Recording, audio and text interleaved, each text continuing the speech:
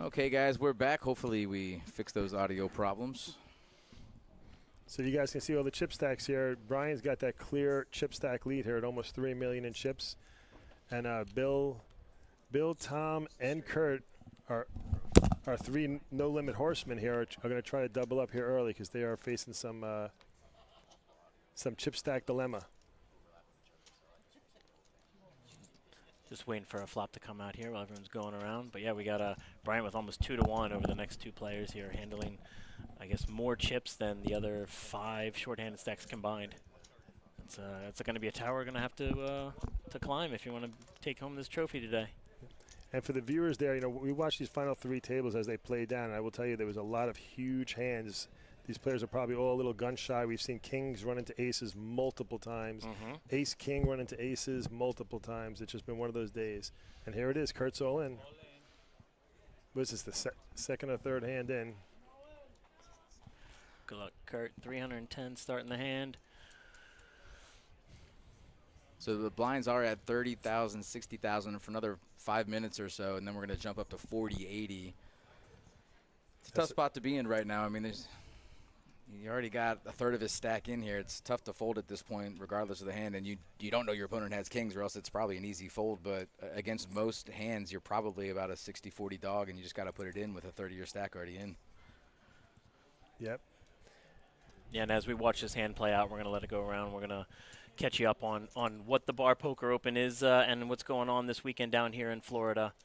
But we're looking at 3 of the players there, all short stack. But the great news is minimum cash is over $2,500 for just making this final table today, with $26,000 up top for the champion, taking home the trophy and the title of the Bar Poker Open Florida World Championship for 2026. So we're super happy to be down here at West Palm Beach at the Kennel Club. And thank you all for chiming in and joining with us today. I got to give a little backstory here on Mr. Kurt Lennon in C2. He folded a big blind with only a small blind left. Literally right before this final table, he had one small blind about 30 minutes before they started this final table. He folded the big blind, and he won that small blind. He actually cracked kings and queens with a 3-4, making a wheel straight. And he chipped up to like 120K, and then he had one more double up 2 hands later. He gets out pocket aces, which we saw like 9 times in the last hour. And he doubled up one more time to 240, and now here he is. Now again, he won it by just getting Tom to fold after raising. He's now up to 440,000. So that quick, ladies and gentlemen, from a small blind to almost 10 bigs, he's got 440K here. I got the gist of saying 60 call. You put a wrong amount, but it's what you say. So we're gonna stay with 60. Just a quick correction on the chip and the bet here. And you'll definitely see they'll definitely respect any raise that Kurt makes, because Kurt's only been playing the nuts pretty much for the last 2 hours.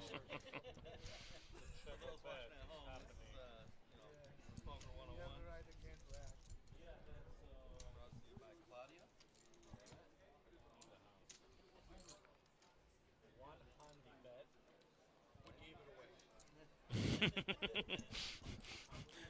like, what? I got all these chips. Look at this.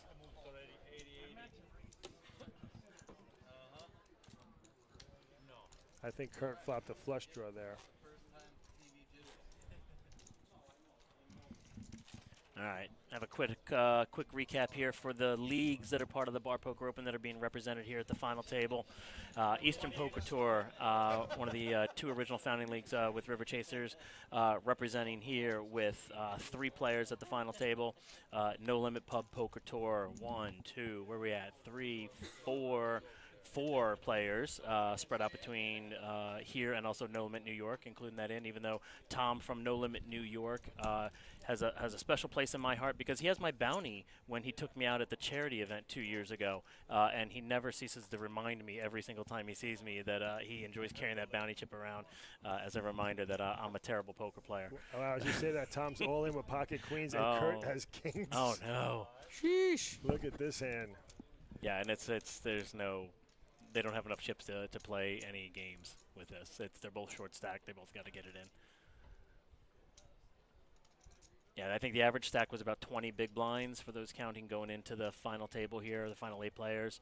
There are only a few minutes left on this blind level. He just flat calls. Now what's Brian going to do here with a flat? A Ace short jack, stack, a nice short stack hand. all in, another short Oh, stack goodness. flats. I And he has mean, ace jack, with ace jack going against 2 short stacks, you just put it in and try to take out 2 players. right? It's And with Kurt just smooth calling on the button, that's never kings, like ever. You know, so it's, you know, he's, with ace jack, you're just in there. let's see, does he just call? It looks like a call. And he just calls. This is, like I was saying to you, this is the respect, like I said, you're going to see for Kurt, because they know even when Kurt flats, it could be ace king. He's been flatting with pairs and big aces. And Tom also. Tom's also a super tight player, so they know when he jams. He knows what he's up against. I mean, I don't think he knows he's up against kings. That's true. And big flop. Oh, wow. Yeah, this is just going to play itself out here. Everybody's got a pair.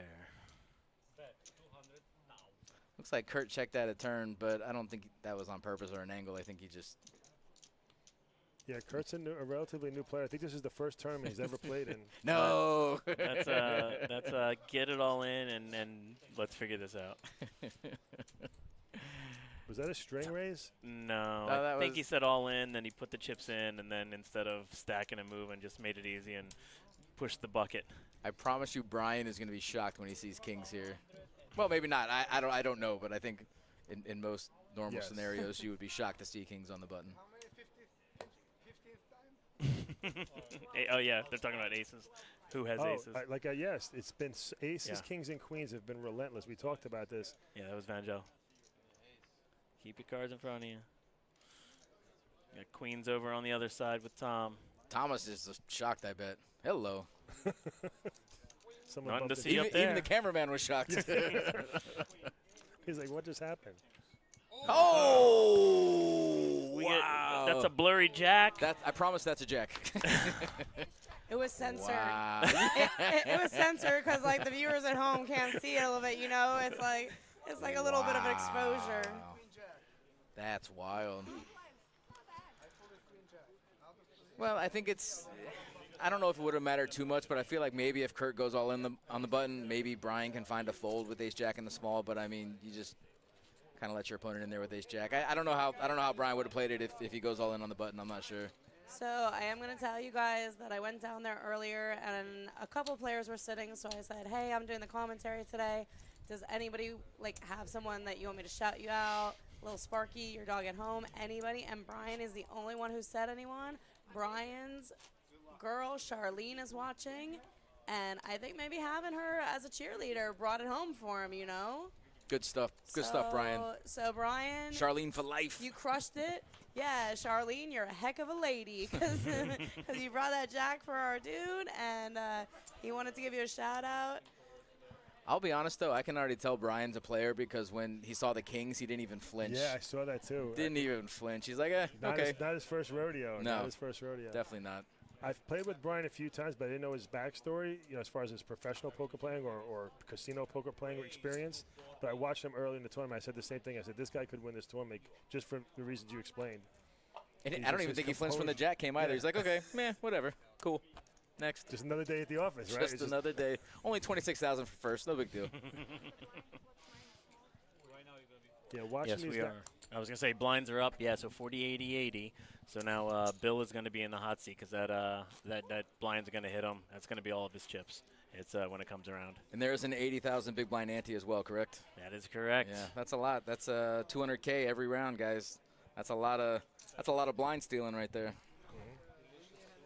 I think what you said is cool too, and people get kind of caught up in it. So Brian like doesn't flinch when he sees that he is behind, and you know there's no more play at that point, of course. But for the next hand, it matters too, right? People just get so caught up in like, oh, he played his kings that way. I can't believe it, and like holding on to this thing. Like if you're beat by an overpair that you think played it like you know a crazy way, or if you're beat by a flop that got set, like it's all the same, right? Yeah, you're it is. still beat. Exactly. And all you should do, like you said, like this guy's a player because he doesn't flinch.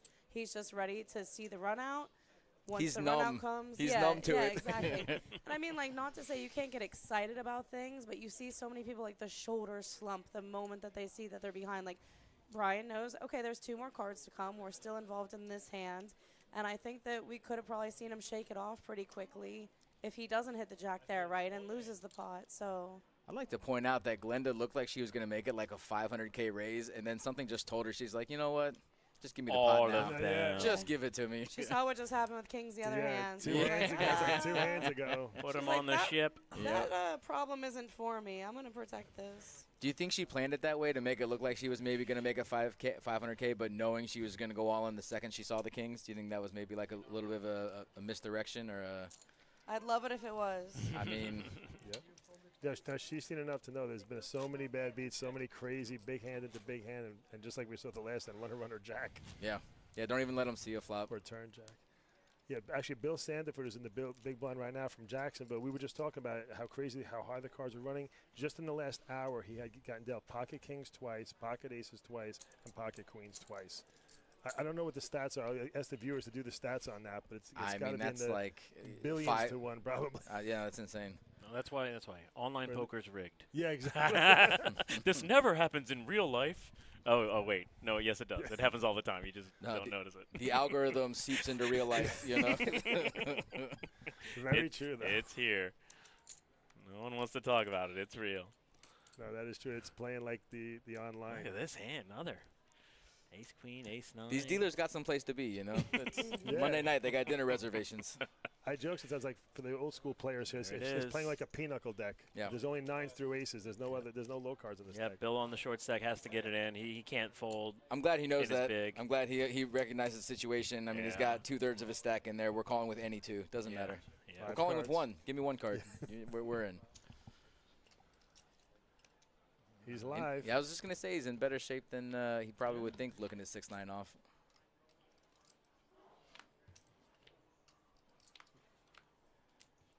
Just the nuts. Just the nuts. How good is Brian? Wow. Listen, the run good is real. The algorithm is on Brian. Wow, Brian. Wow, just like that, we're down to 5.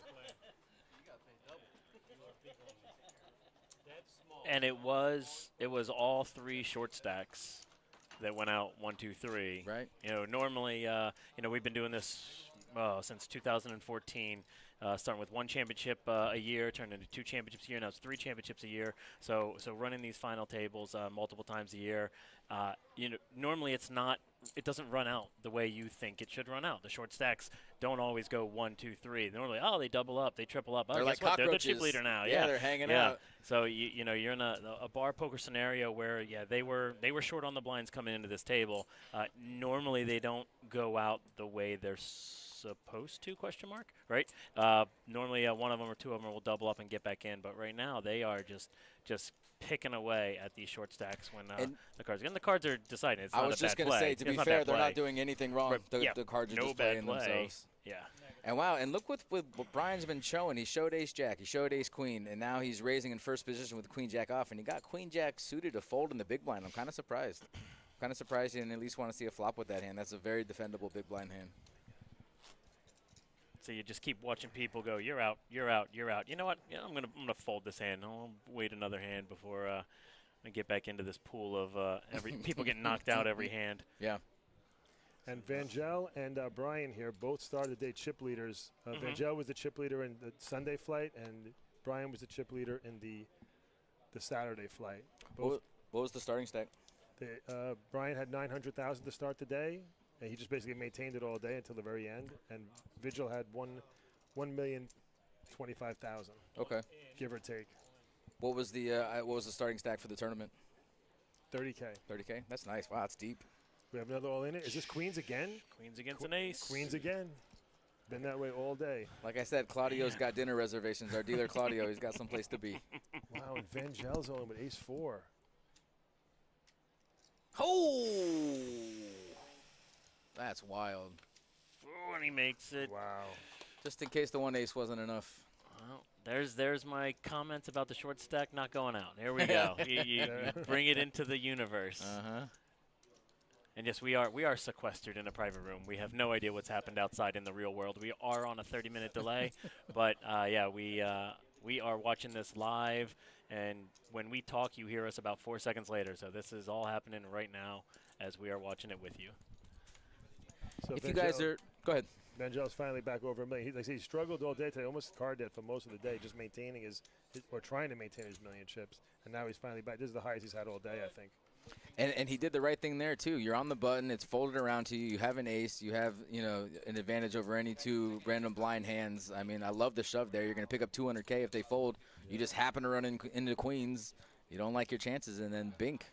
So it's again not doing anything wrong. 100%. Are we getting a hit up in the chat at all, Terry? Not yet, but I think that's because they're a little shy. Maybe they're at work. Maybe they're having a beer and they don't have time to type. Maybe they're not one-handed typers. But yeah, if you guys are out there and you see somebody that you know at the final table, go ahead and give them a shout out. Let us know who you're rooting for. Let us know what bars you guys play at. This is for most of you out there that aren't really too sure about what the BPO is or what bar poker is. It's almost just like the introductory to poker. If you don't want to play cashes and if you don't want to play tournaments for big money buy-ins or even like $200-300 buy-ins, this is a great way to meet people. It's a great way to get out. It's a great way to to infuse the economy, help out your local bars, and really just to meet people. It's really like a bowling league or a softball league. I mean, you go out, you have a great time. You get, depending on what league you're playing for, Carl's the owner of the No Limit Pub Poker Tour, which I actually was a dealer of a long time ago. Galaxy far, far away. It wasn't that long ago. They were lucky. Buddy, it was over 10 years ago. I hate to tell you. It's crazy.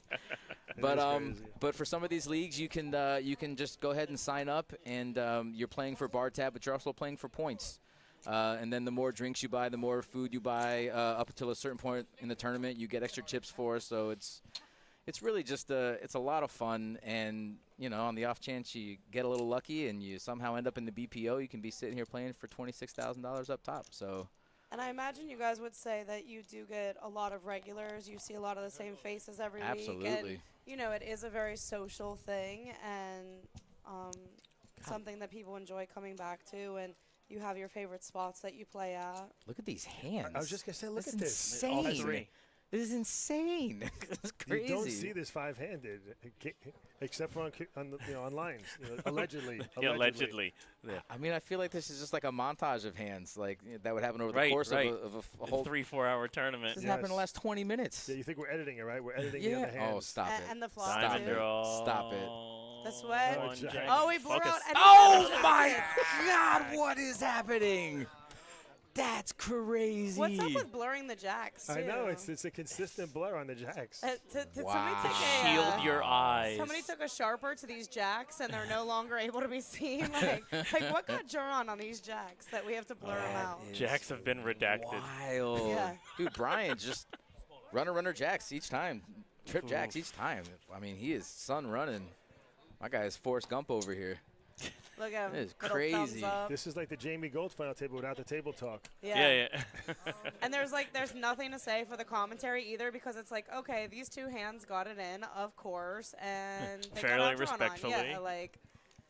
Yeah, even buddy that just got knocked out, he shook his hand, wasn't upset, no outburst, no nothing, just, it's good sportsmanship at the BPO. You like to see it.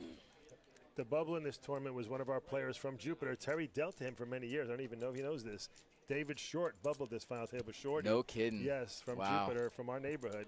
And the hand was, it was top two pair. It was ace-jack, actually, again. Ace-jack versus ace-10.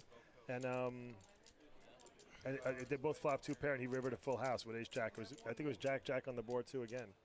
So and against Brian. So Brian made aces full of jacks, and David Short, who was short stacked, had aces and Yo, tens. that's his hand for Two-pair. life. Are you kidding me? Yeah. Ace-jack at this point? Sheesh. Just checking the payouts here, just so you know, fifth place just cashed out for $5,800. Next in line, we got $7,400 for fourth, $10,500 for third, $16,000 for second, and $26,400 up top for the winner today. So a nice payday for 2, potentially 3 days of poker here. Richard at put the in a Bar Poker Open Championship. Richard put in a huge raise here, a 4x with 9s. Vangel he's putting the blender with 6s in the big, making a great fold. I don't know if I can fold that in the big four-handed. You can't. Ouch. Any other questions? Ouch. I mean, I can't argue. Vangel, listen, he's just waiting for a better spot. I love that fold. Like you said, I can't. But I think at that point too, Richard just putting in a 4Xer right there. You're getting a lot of folds there. Like I said, these players are gun shy to play, and at some point it's going to slow down, and someone's going to take advantage of it by raising and stealing blinds. But right now they're gun shy because, as you've already seen, pocket pairs have been relentless for the last 4 hours. I've never seen anything. We did the math upstairs. We saw pocket aces like 6 times, and like in a 3-table tournament, you should only see pocket aces once every 2 hours. It's 240 to 1, I believe, to get pocket aces, and they're not dealing that fast. It's supposed to be 240 hands. Well, maybe you have to divide it by the number of players, but still, it's uncanny. So we've probably seen about 15 to 20 hands at this final table. And I think we've seen kings and queens 7 times? 6 or 7 times? I mean, it's just, and ace-jack just beating all of them. Pulls through 'em.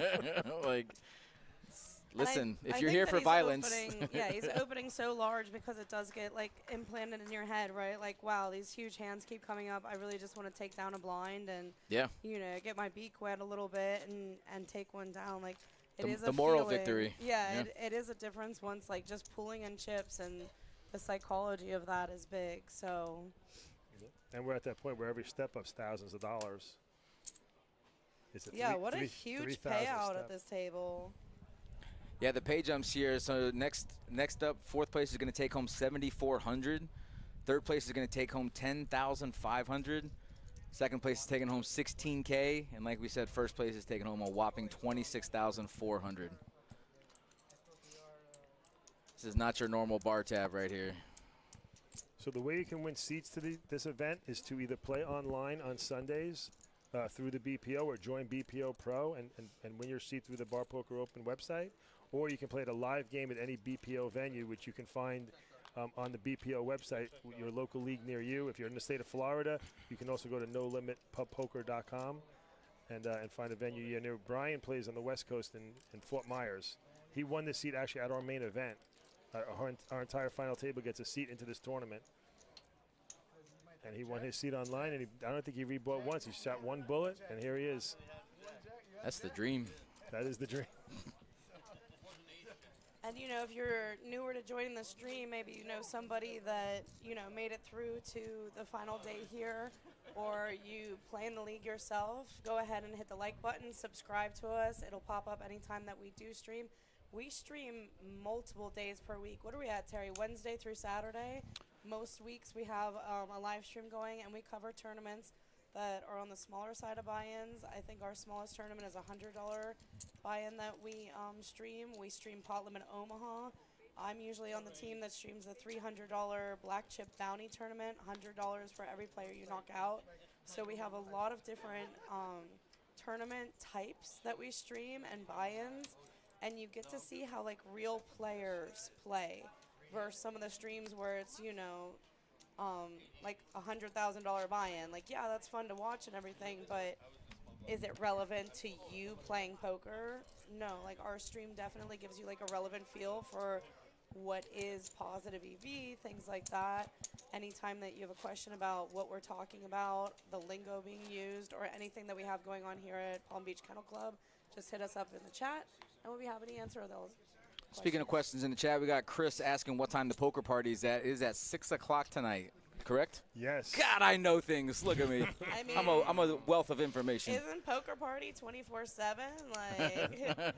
Like, tell us about the poker party. What is that? Yeah, 6 o'clock tonight, right? We have a DJ here tonight, DJ Vinny, from all the way from Staten Island, New York. He's one of our players in the league, and he's here tonight DJing. And we're doing a drink specials here at the Kennel, which is very rare. We have drink That is specials true. going on here. That's true. Wow. Yes, They're taking care of us. They are taking care of us. Yeah, it's up here. It's upstairs? Yeah. And the All most right. important part of all is a $100 satellite, where every $1,200 in the pocket is a free package to come to Vegas, a 5-night stay at the Golden Nugget, $400 towards airfare, and a seat to play into the estimated $400,000 prize pool BPO Vegas, which is held at the Golden Nugget. So Guys, it's a great if you can make it to opportunity. Party Poker, you better get in the car, get on a train, whatever it's going to take right now, and come down to PBKC 1111 North Congress. Come see us. I'm going to be here dealing all night, so there's that also. I'm going to sneak upstairs for Party Poker as well. I like to party. Do you have an invitation to the party poker? Uh, Where's your invite? Invite only. Is it? It's invite only. Yeah, we just invited everybody. Except me. Except you. Except me. Bring your Damn. badge. You know, I feel really special that I'm the exception to the rule. Blur out. I kind of like this blurry kind of deal. It's like if you weren't paying attention, then it gives you like reason to really focus on the next hand. And binking the 10 on the end there, this was yeah, Richard may have checked through a couple times. Yeah. He checked one too many times. That's a really good flop for Richard. I think there's a lot of times where you're just supposed to rip on that flop, especially with 700,000 in there. The chances of her calling in the blind with a 6 probably not that good. She most likely has exactly what she has, some type of an ace. Yeah. Ace 10, ace jack, king, queen, king, whatever. So I think on that flop, 5s are just supposed to rip. And the king of spades makes it so hard for you to continue Yep. because there's so many draws out there that even if you're ahead right now, are you going to stay ahead? I think in this exact situation with all this money up for grabs and everything, that people are going to trend a little tighter there versus, you know, maybe even calling with a hand that has him edged out if he was to do something like a big bet. Yeah, and like you said, I mean, pocket pair. it's $19,000 difference, $19,000 difference between 4th and 1st place. So I mean, I understand not wanting to rip with 5s, but wow, jeez. She folded. She open folded pocket pair. Wow. And she, like she sensed the ace king. Kreskin. She's a Jedi. that was a Kreskin move right there. That's crazy. We're four-handed and she open folded a pair. She didn't want to fox with Brian, it looks like. You see her too. She was nodding her head. She was like, "This. I know this is. Normally, you're thinking this is a great hand, pocket pair, four-handed. But on this table, you're like, oh, this is definitely going to get beat. I'm going to run into like 9s or 10s. Or I mean, if the last aces. 25, yeah, except the last 25 minutes is any indication, yeah, just muck that, just open muck. Do you know how many people that weren't going to come to the poker party are now coming because you said I'm not allowed? You literally got like 10 people that are Guys, like Dana will extreme- not be here. Come on down. You got like extreme haters of me, like people that subscribe to like this special like network that does not like me, and they're like, all right, we're gonna go up there. They're gonna like talk crap out of me. Like there should be like a special bounty somehow that it's like they get extra for. But yeah. Well, just so you guys know, were some James players. Emerson will be there, so I don't know if that's like a 50-50 crowd whether you're gonna be there or Wow. not because of him. I promise. That's James, I love you, buddy. It's been a while. Here we'll plug some details about the Bar Poker Open for those of you that are not informed on what we are or who we are.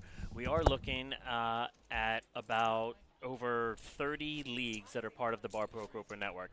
How it works is there are leagues around the country that are independently owned and operated that have chosen to be a part of this network because this championship structure is unlike anything you can get. You can't do it on your own. So we're inviting you to be a part of the network. So you can bring your league and your players to this championship. Visit us at barpokeropen.com if you are part of a league or if you are a league owner that are interested to find out how to get involved. We have been in business since 2014. We host championships in Atlantic City, Florida, and Las Vegas.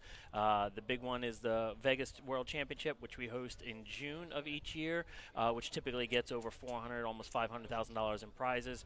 I challenge you, if you are a league owner, to find out how else you can give away $400,000 or $500,000 in prizes to your players, because the reality is it's not, and that's why we're here. We all work together to build this network for the players, because the social poker community that is out there is one of a kind. The league owners, I think, and I can speak for most of them, if not all of them, that the community of players is family to us.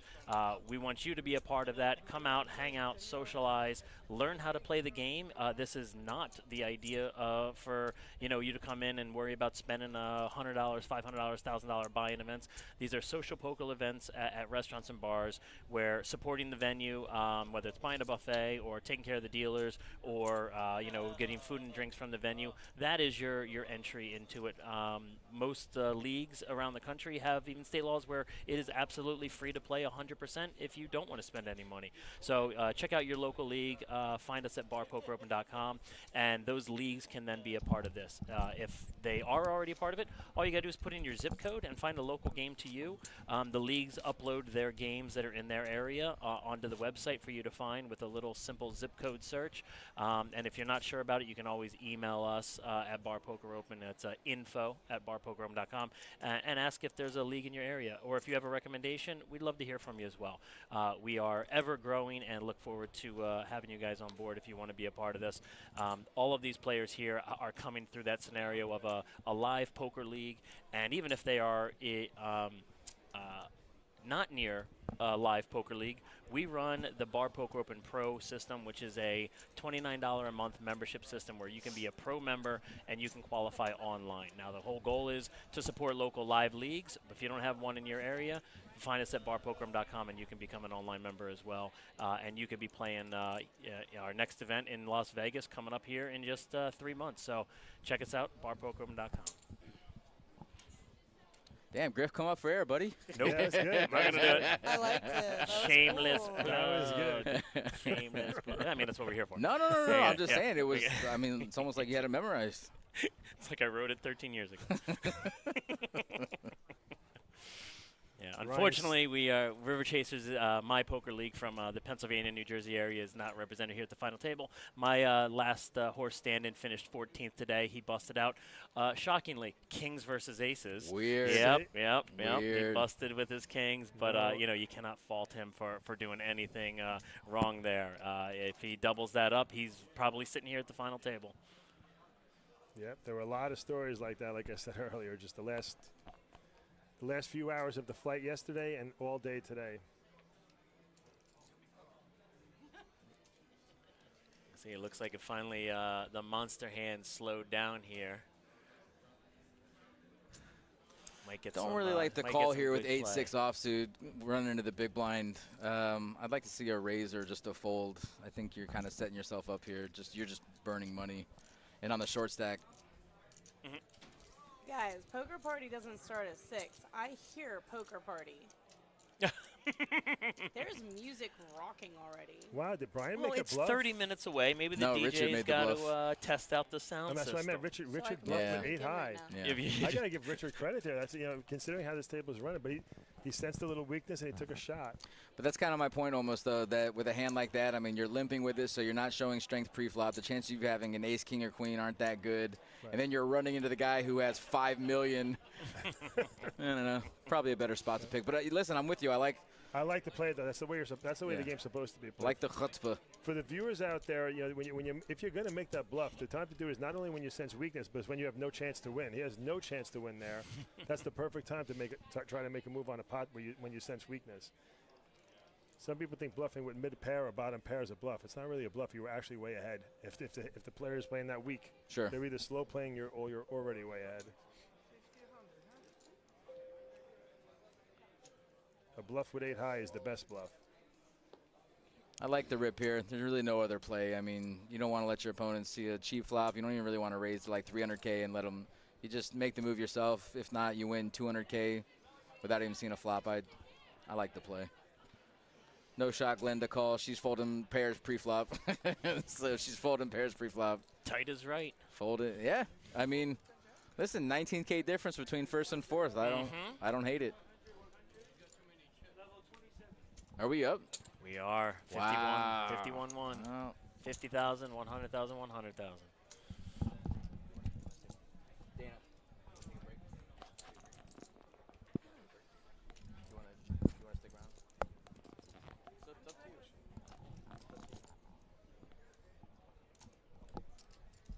I'm happy. Happiest. Carl's going to go ahead and take a break. Got Glenn coming in the booth now. What's up, Glenn? What's going on? Hanging out, man. Watching them drop like flies. But now we got the pillars of the final table here. Now they're not giving an inch. So The final 4. We got 3 left four. for 5-digit payday. That's right. blinds are 50,000, 100,000 with a 100,000 big blind ante. Do you guys know that Yes. Glenda and Rich came to Florida together? Oh, did they really? Do you have any? Yeah. No, I didn't know. So they both work at Bally's, Twin River, Lincoln together. They both play in Eastern Poker Tour, Rhode Island area, and they came here.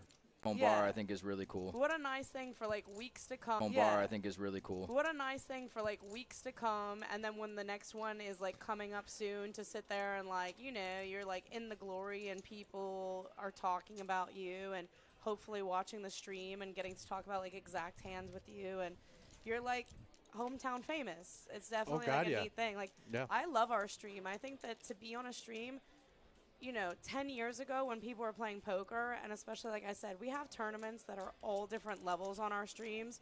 You could buy into a $100 tournament and end up YouTube famous. Like, how neat is that? Before you would have thought like, wow, like the WSOP is the only way that I can make the television and show my friends what this is all about and get other people interested in this. Like, this is such a neat opportunity. I hope that these, you know, that these people that they play with are watching or are gonna watch later and be able to talk to them about things and reminisce about this. Like, what a cool adventure to be on. And it's different too. Like, when people tell me poker stories, I'm like, I really just don't want to spend my time on this. But if you show me a video clip of you playing poker, I'll watch it. Like, that's really awesome. Of course, yeah. And you figure, oh, where are you going this weekend? Oh, we're going to go play poker. And then all of a sudden, you're sharing on Facebook. Oh, watch me on this stream right now. Yeah, absolutely. Like, whoa. I'd like to point out Glenda just made it 4x with Jack 10 under the gun, which, I mean, you're going to have to do four-handed because you really want to scoop up a lot of these blinds without even seeing a flop. But still, to put out 4x with just Jack high, even if it's a pretty hand like Jack 10 suited, it's, you know, it takes a lot at this stage. You so, have to adjust. Absolutely. Right? And Glenda is definitely a player. She knows what she's doing. You have to adjust as you start getting shorter in players, short-handed, a lot more hands. You want to be the one as the aggressor in this scenario. And she's distinguishing herself from the other two players that have similar chip stacks, right? Like, Brian is like, you know, he's the rabbit in the race right now, and these guys are all like kind of tied for second, basically. And she's kind of establishing too. Like, if I'm Brian, I'm gonna sit there and be like, wow, Glenda's really like putting on some heat. That's not the player that I'm gonna attack. So what happened? And Brian ate all the no-limit players I mean, and became one super So what he did no-limit was player? he just held on to ace jack. He just kept his cards like in his pocket, and Hand whenever after somebody hand. was all in, he just kept breaking Call, that out and then yeah. hitting trips every time. Yeah. It's a pretty good strategy, actually. Yeah, I should learn that. and every time that the jacks tripped up for him, our screen blurred a little bit for a random reason, like both times. So we think that the Illuminati was. It was like an running on EMP. Like, Yeah. It was like Yeah. a Brian EMP or something. Brian like sold his soul to the devil for Yeah. like the third jack, and it like got like a little like twisty. It was like a scary movie for a second, and so yeah, we're gonna have to get the Ghostbusters down here or something. Can't mess with destiny, you know? Richard all in with tens.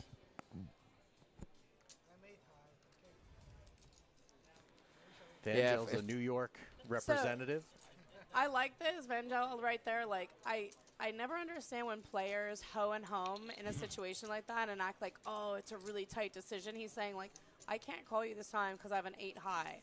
But if I don't have an 8 high, this is my big blind, so watch your step, bud. I think it's a huge mistake when players act like they have something strong in these situations and that the all-in shove made them let it go. It's like, oh, wait, like, you're folding a strong hand to my shove? Like, thanks for the intel. So I like that. You know, we are on the stream, so you're going to find out about it in half an hour anyways. But with the rate of play that we have here, the blinds going up and everything, you're playing four-handed. Half an hour might not get us everybody, you know? So, yeah, just, like, snap fold, say, I have nothing this time, but I love my children in the big blind, so don't mess with me. Oh, here we go. Okay, I thought that he was the all-in at first, the Jack 10, but... It's Richard all in. So yeah, so did he just complete the big blind, or was there a small raise? I didn't. Okay, raise to 200,000. So he called in the small raised. blind, and then Richard's all in the big with ace queen. Raised to 2, and then all in for the 1.1.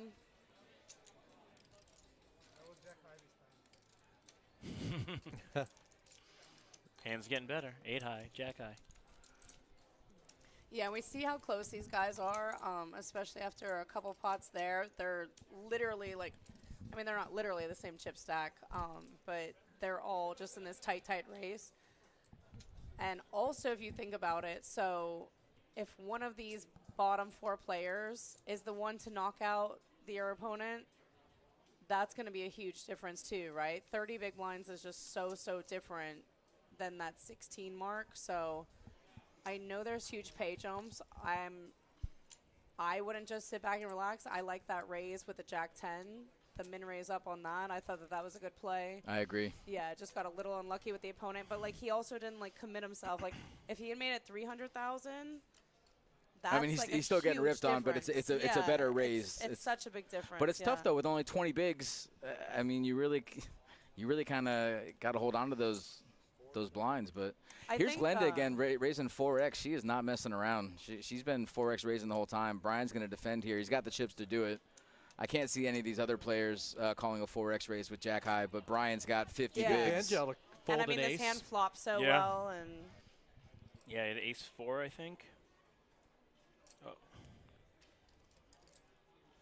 Glenda's going to have to take a stand here. I don't like the Yeah. check back. I like a super big bet. Like, I like even a down bet though. She could make it 300K, and he's going to fold a lot of hands there. Brian just grabs him out, so he's Yeah, he's probably- not going anywhere. Yeah. I don't like Brian checking the diamond here either. Once she checks back, I think that with his diamond, Find out where I you're mean, at. he has all the chips. He has a ton of chips, but he doesn't have the trophy in his hands yet, right? I think the There you go, diamond he should Glenda. lead on. There we go. Get in He's there. not gonna I, fold. I think he needs to rip here because if she has the overpair, yeah. she's betting the flop. So I think on this turn, Yeah. this is always ace Agreed. high, king high, whatever her hand is. Oh, Wow. there you Well, go, Glenda. He she should have gets there. pushed. Glenda gets bailed And out. now he goes all in, wow. yeah. Glenda gets bailed out on the river. Love to see it. Or okay, Can she- he's yeah, got she- 500,000, and she calls fairly quickly there. It's a good call we see, but yeah, I think Brian, once he does check the turn, I think it needs to be a check shove, like you Yep. said. Like, I mean, if she has an overpair, she's calling just like how on the end here she has the queen, so she's calling. But he does get like fold equity against hands that haven't Well, been Big made yet. chips. Here's the thing, though. Is she ever, let's say she has 9s or 10s on that flop, is she ever checking back? No, yeah, that's what Never. I think also. Never. Yeah, I think the open on the turn is either a bet, and then even if you don't bet, once she does, it's kind of like, you know, you can just sit there in your head and say, okay, ace king, have at it, and now like just shove. And does she really want to put her tournament life at risk with that? And maybe she does call with that strong of a hand. I don't think she calls with the king queen. No, if the queen doesn't come, she can't call. Yeah, on So, the turn, I think she calls ace king, but folds king queen, ace 10 or something like that that doesn't hit. I mean, if he shows any aggression on the turn besides calling, she has to fold. She can't call with Yeah. king high. There's Rich with ace king, suited. Fold, fold, fold, fold, fold. and what a nice pot for her too. Just No, that's starting huge. to edge out, and now she has double her next opponent, so she can survive the all-in and basically would just flip stacks with one of these smaller guys as well. And look how close she is to Brian. Now they're only less than $1 million apart. Yeah, that was big hand for her. Yeah, and I don't know if, without looking at the numbers, I don't know if I would be able to look over at Brian and tell how close I was to him if I'm Glenda. Like, he has all the red chips and everything, and, like, you know, she knows the chip values and all, but we've seen Brian just dominate. I think that if I'm down there, even though I've played a ton of poker, I don't think I realize, like, wow, I have this guy, like, in my scope right now. No, Glenda just positioned herself really nicely for the next few rounds. I mean, she's basically, I don't want to say she's tied, but she's very close. So She's Brian made it coulda weird shut for that Brian, down with too. it all Like, in. Brian doesn't want Yeah. to get tangled up with Yeah. Glenda at this point. yeah, Vangel's getting really unlucky with his hands here. He can't really make too many calls, can't really defend too many hands or re-raise, especially against the big blinds. So he's just waiting for something playable. Is he going to tell me at 9 high that time? He said going into before the final table when there was I think about 3 or 4 tables left today. He was doing really well. He was at just under $1 million, and he lost a big, not a big portion, but I would say about 400,000 to a hand where he flopped. I think it was small blind versus big blind. He flopped top pair, had a good kicker, and the other person flopped a flush with 10 deuce or 8 deuce, some terrible hand. But you know, blind versus blind, it happens. And he paid off a little bit to take him from what was probably close to the chip leader. I think him and Brian were probably the 2 chip leaders for the most part of the day, and that brought him down. And it was just one of those unfortunate situations where you get in a blind versus blind hand, and you think you're all right with a you know, a big pair, and she flopped a monster against him. So he's been climbing back out of that one. You know, I'm not a big proponent of making any type of 4x raises, but Glenda is staying consistent, whether it's with ace king, king queen, small pocket. So the fact that she's staying consistent, she's, you know, Disguising stuff. Absolutely. I don't like showing here, but I mean, it is what it is. she's still taking down a $250,000 pot without even seeing a flop, which you got to love that. So. Oh, there go the reds. You have too many reds, sir. Going pink They're and now yellow. mine. Pink and yellow. What are the reds? 5? Yeah, the Yeah, reds are 5 to 5K, 25K. I don't think they're breaking out the pinks yet. Maybe when they get down to heads up. Match our logo.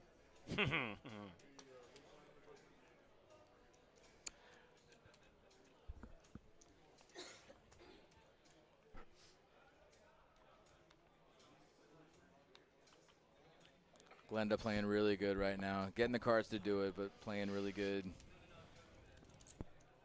Brian just running into it. She looks really comfortable too. Yeah.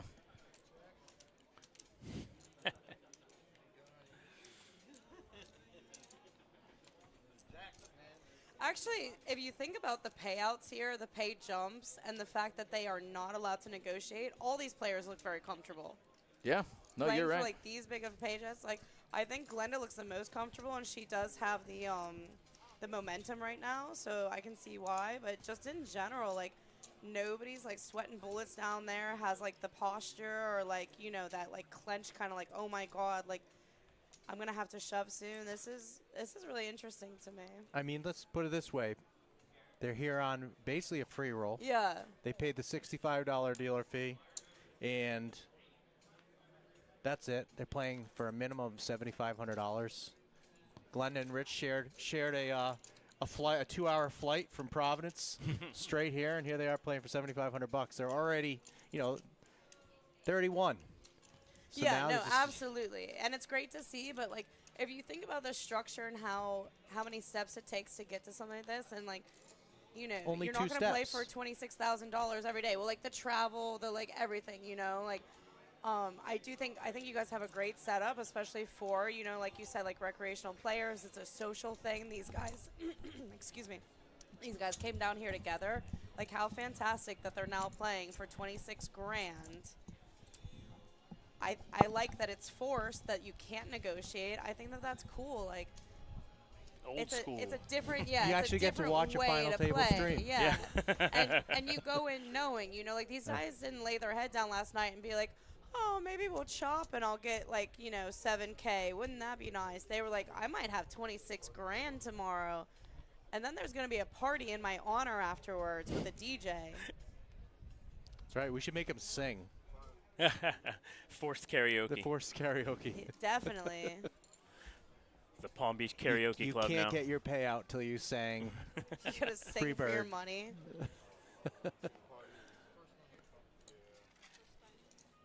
There's been crazier ideas. Look at Glenda, her first time here. Welcome, Glenda. Palm Beach is your friend. I thought they've been here before. I guess not. What if she never leaves now? Glenda becomes one of us. That's right. Palm Beach County. Wouldn't be the first Yeah, northeasterner. transplant. Yeah. I mean, it is sunny out, I'll tell you that much. Yeah. It's a little warm back here, though. I'm not going to lie. I mean, we do have the wall is made of windows. Like, That's it's right. hard to be cool when the We're entire actually in a wall bird is- sanctuary yeah. right now. Uh-oh.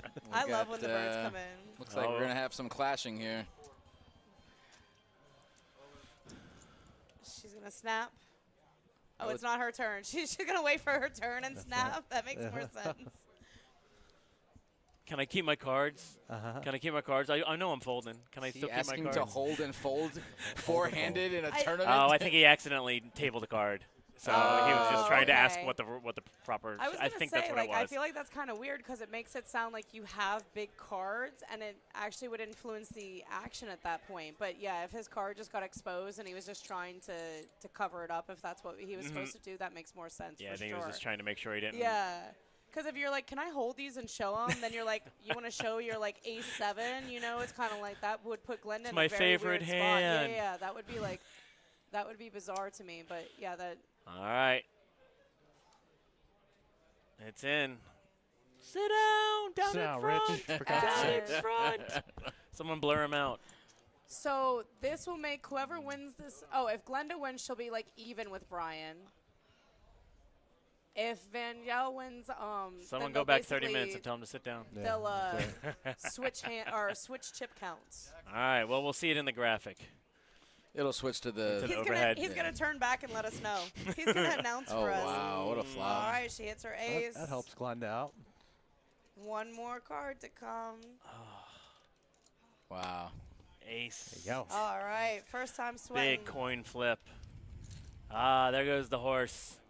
I was outside during this one. I was trying to read what she had based on her reaction. Oh, You gotcha. couldn't- So Vangel is going to be out of here in 4th place. He's going to take home $7,400. Nice. What a run! Back And- to New York with Okay, I was 7,400. gonna say he's New York. Yeah, cool. Yeah, he was one of our New York free poker guys. There weren't a lot of them, but they did well. There may 5 or 6 New York guys, right? Maybe a little more, but Yeah, we had I love meeting whenever we have these championships. You know, we have players from all the leagues from around the country joining us. You know, all the way from sunny California, Sunshine Poker League, winning a full package, flying down here. We had players from Utah. We had players from St. Louis. We had players from Pennsylvania, Rhode Island, Massachusetts, Texas, Ontario. Yes, Canada in the house. was it Ruben? Was his name Coming Ruben? on down. Remember? Yeah, from Pocket Aces Poker. We had 2 guys last year. They didn't come back. Yep. They might be mad at us up there. We gave him It a wasn't shout us. Wasn't us. I've been dealing a lot of cash this week, a lot of table games this week, and these guys have been playing downstairs also. Like when they're not in tournament, they've been coming down.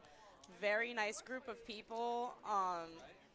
Everyone that I've met from this league this trip has just been nice, been fun. The action's been great. So this has definitely been like a special trip for these guys, and you can tell that they're having fun. Yeah. So that's cool too. Yeah, it's an interesting combination, right? Because we're in like the heart of No Limit Pub Poker Tour, so there's going to be a lot of players from No Limit playing as well.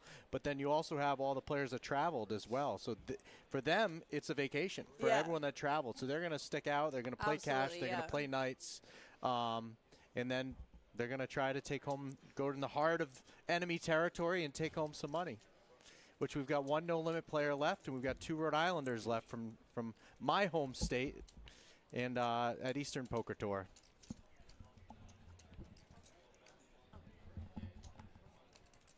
It'll make for an interesting Tuesday morning at the office. They both work together. Oh, jeez. It's pretty funny.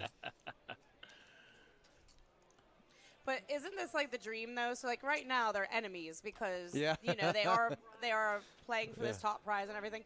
But like when they were on their way down here, at some point they looked at each other and went, "Wouldn't it be the coolest if we got heads up?" And it's like, yeah, like, but it, Right. you know, in your heart you're like, that's never gonna happen. And here it is happening, and like, whoever wins has to buy snacks. You know, that would right. be the. You have to get the other person drunk on the flight back. Yeah, the airport beers are a prerequisite. Yeah, and it might make it better to get second place if that's the rule, right? Those drinks are expensive, so I'd be like, let me do some girl math here and be like, the amount I drink minus. I think if she bets that she can win this one. Yeah, Richard's really going to have to be careful and pick his spots, and even though we see that he has a gut shot, he doesn't have Yeah. anything else going Yeah. on. Yeah, no because she backdoor hasn't. draw, yeah, no spades. Yeah, and she hasn't shown anything but great hands. So why would he not respect that bet? He just asked her name. No, the other one did. Oh, I thought that's who you meant when you were saying, okay, these guys, okay. Yeah, one and- okay, one and gotcha. 7. Richard and Glenda know each other. Okay. Yeah, Brian in the middle. Okay. Yeah, so Brian's from I believe Florida. Oh, yes, I just learned. He's West Coast From Florida. you said Yeah. West Coast, Yeah. right? Yep. West Side. From the fastest growing region of No Limit Pub Poker Tour, according to his friend. Oh, wow.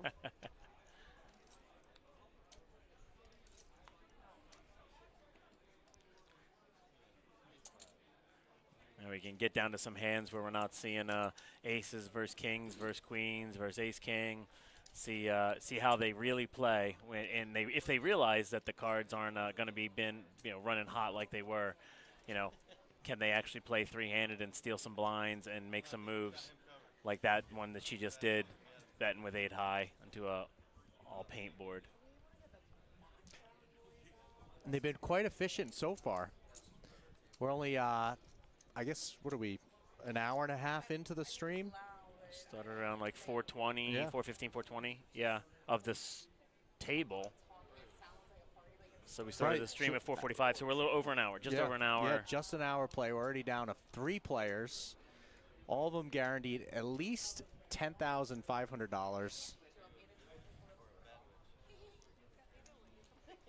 We had, what, 380 338 entries? total entries? No, it was 387. No, Sure. I think no. it was. 227 plus The 327? 101. I know 101 was day 1B. Oh, there we go. 328. 227 and 108. 101. 328. Yeah. Yeah, 328 entries between the 2 flights. Everyone that made day 2 by finishing top 10% in 1A or 1B guaranteed themselves $900. You can actually, I believe the full payouts ticking down below. Our top 3 are making $10,500 or more. First place, $26,400. We guaranteed a $20,000 first place prize. We exceeded that by $6,400. Boom. $106,600 was the total payout. Solid David. Just months after our Atlantic City That's right. championship too. Yeah, when you look at the season right now with Atlantic City at the end of the year in December, Florida now in March, and Vegas in June, you have about a 7-month period with almost $1 million, close to $1 million in prizes awarded to the players between the 3 championships. Yeah, and if you count all the packages we award, Oh it's yeah, over that. I'm just talking about the cash in the tournament, not counting the packages. Packages are insane. They're Well over $1 million. Yeah, there are 30 players that came this trip that had complete travel free roll here. So they had their flight paid for, they had their seat paid for, and their hotel paid for to come out here to Florida and play for $106,000. Yeah, it's $40,000 to $50,000 in prizes just in packages. Yeah. Yep. And then. And just so you know, those packages, how, we're talking about the Bar Poker Open system, how it works. We were talking about getting, Carl brought it up about the tokens. Like, the idea is you go to a social poker league that's part of the Bar Poker Open network, or you play in the barpokeropen.com online pro membership site that we have. The goal is to earn tokens. If you do it at a live bar, if you finish first, second, or third at a live bar, you earn a token. That is our online currency to play on our online site, which then gets you into the championship qualifying events. We host weekly championship qualifiers every Sunday morning. You can win paid seats and paid full packages if you win the tournament.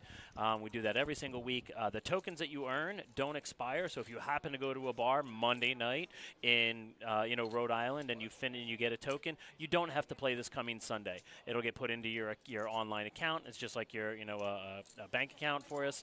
We keep track of all your tokens. When you're ready to play in that Sunday qualifier, log in, get your token ready, buy into the event with your token, and compete against the other 700, 800 entries with a re-entry option. We typically get over 1,000 entries into the tournament, so we're giving away anywhere from 20 to 30 seats into the tournament, as well as that full package for the grand prize winner, and that's every single Sunday morning.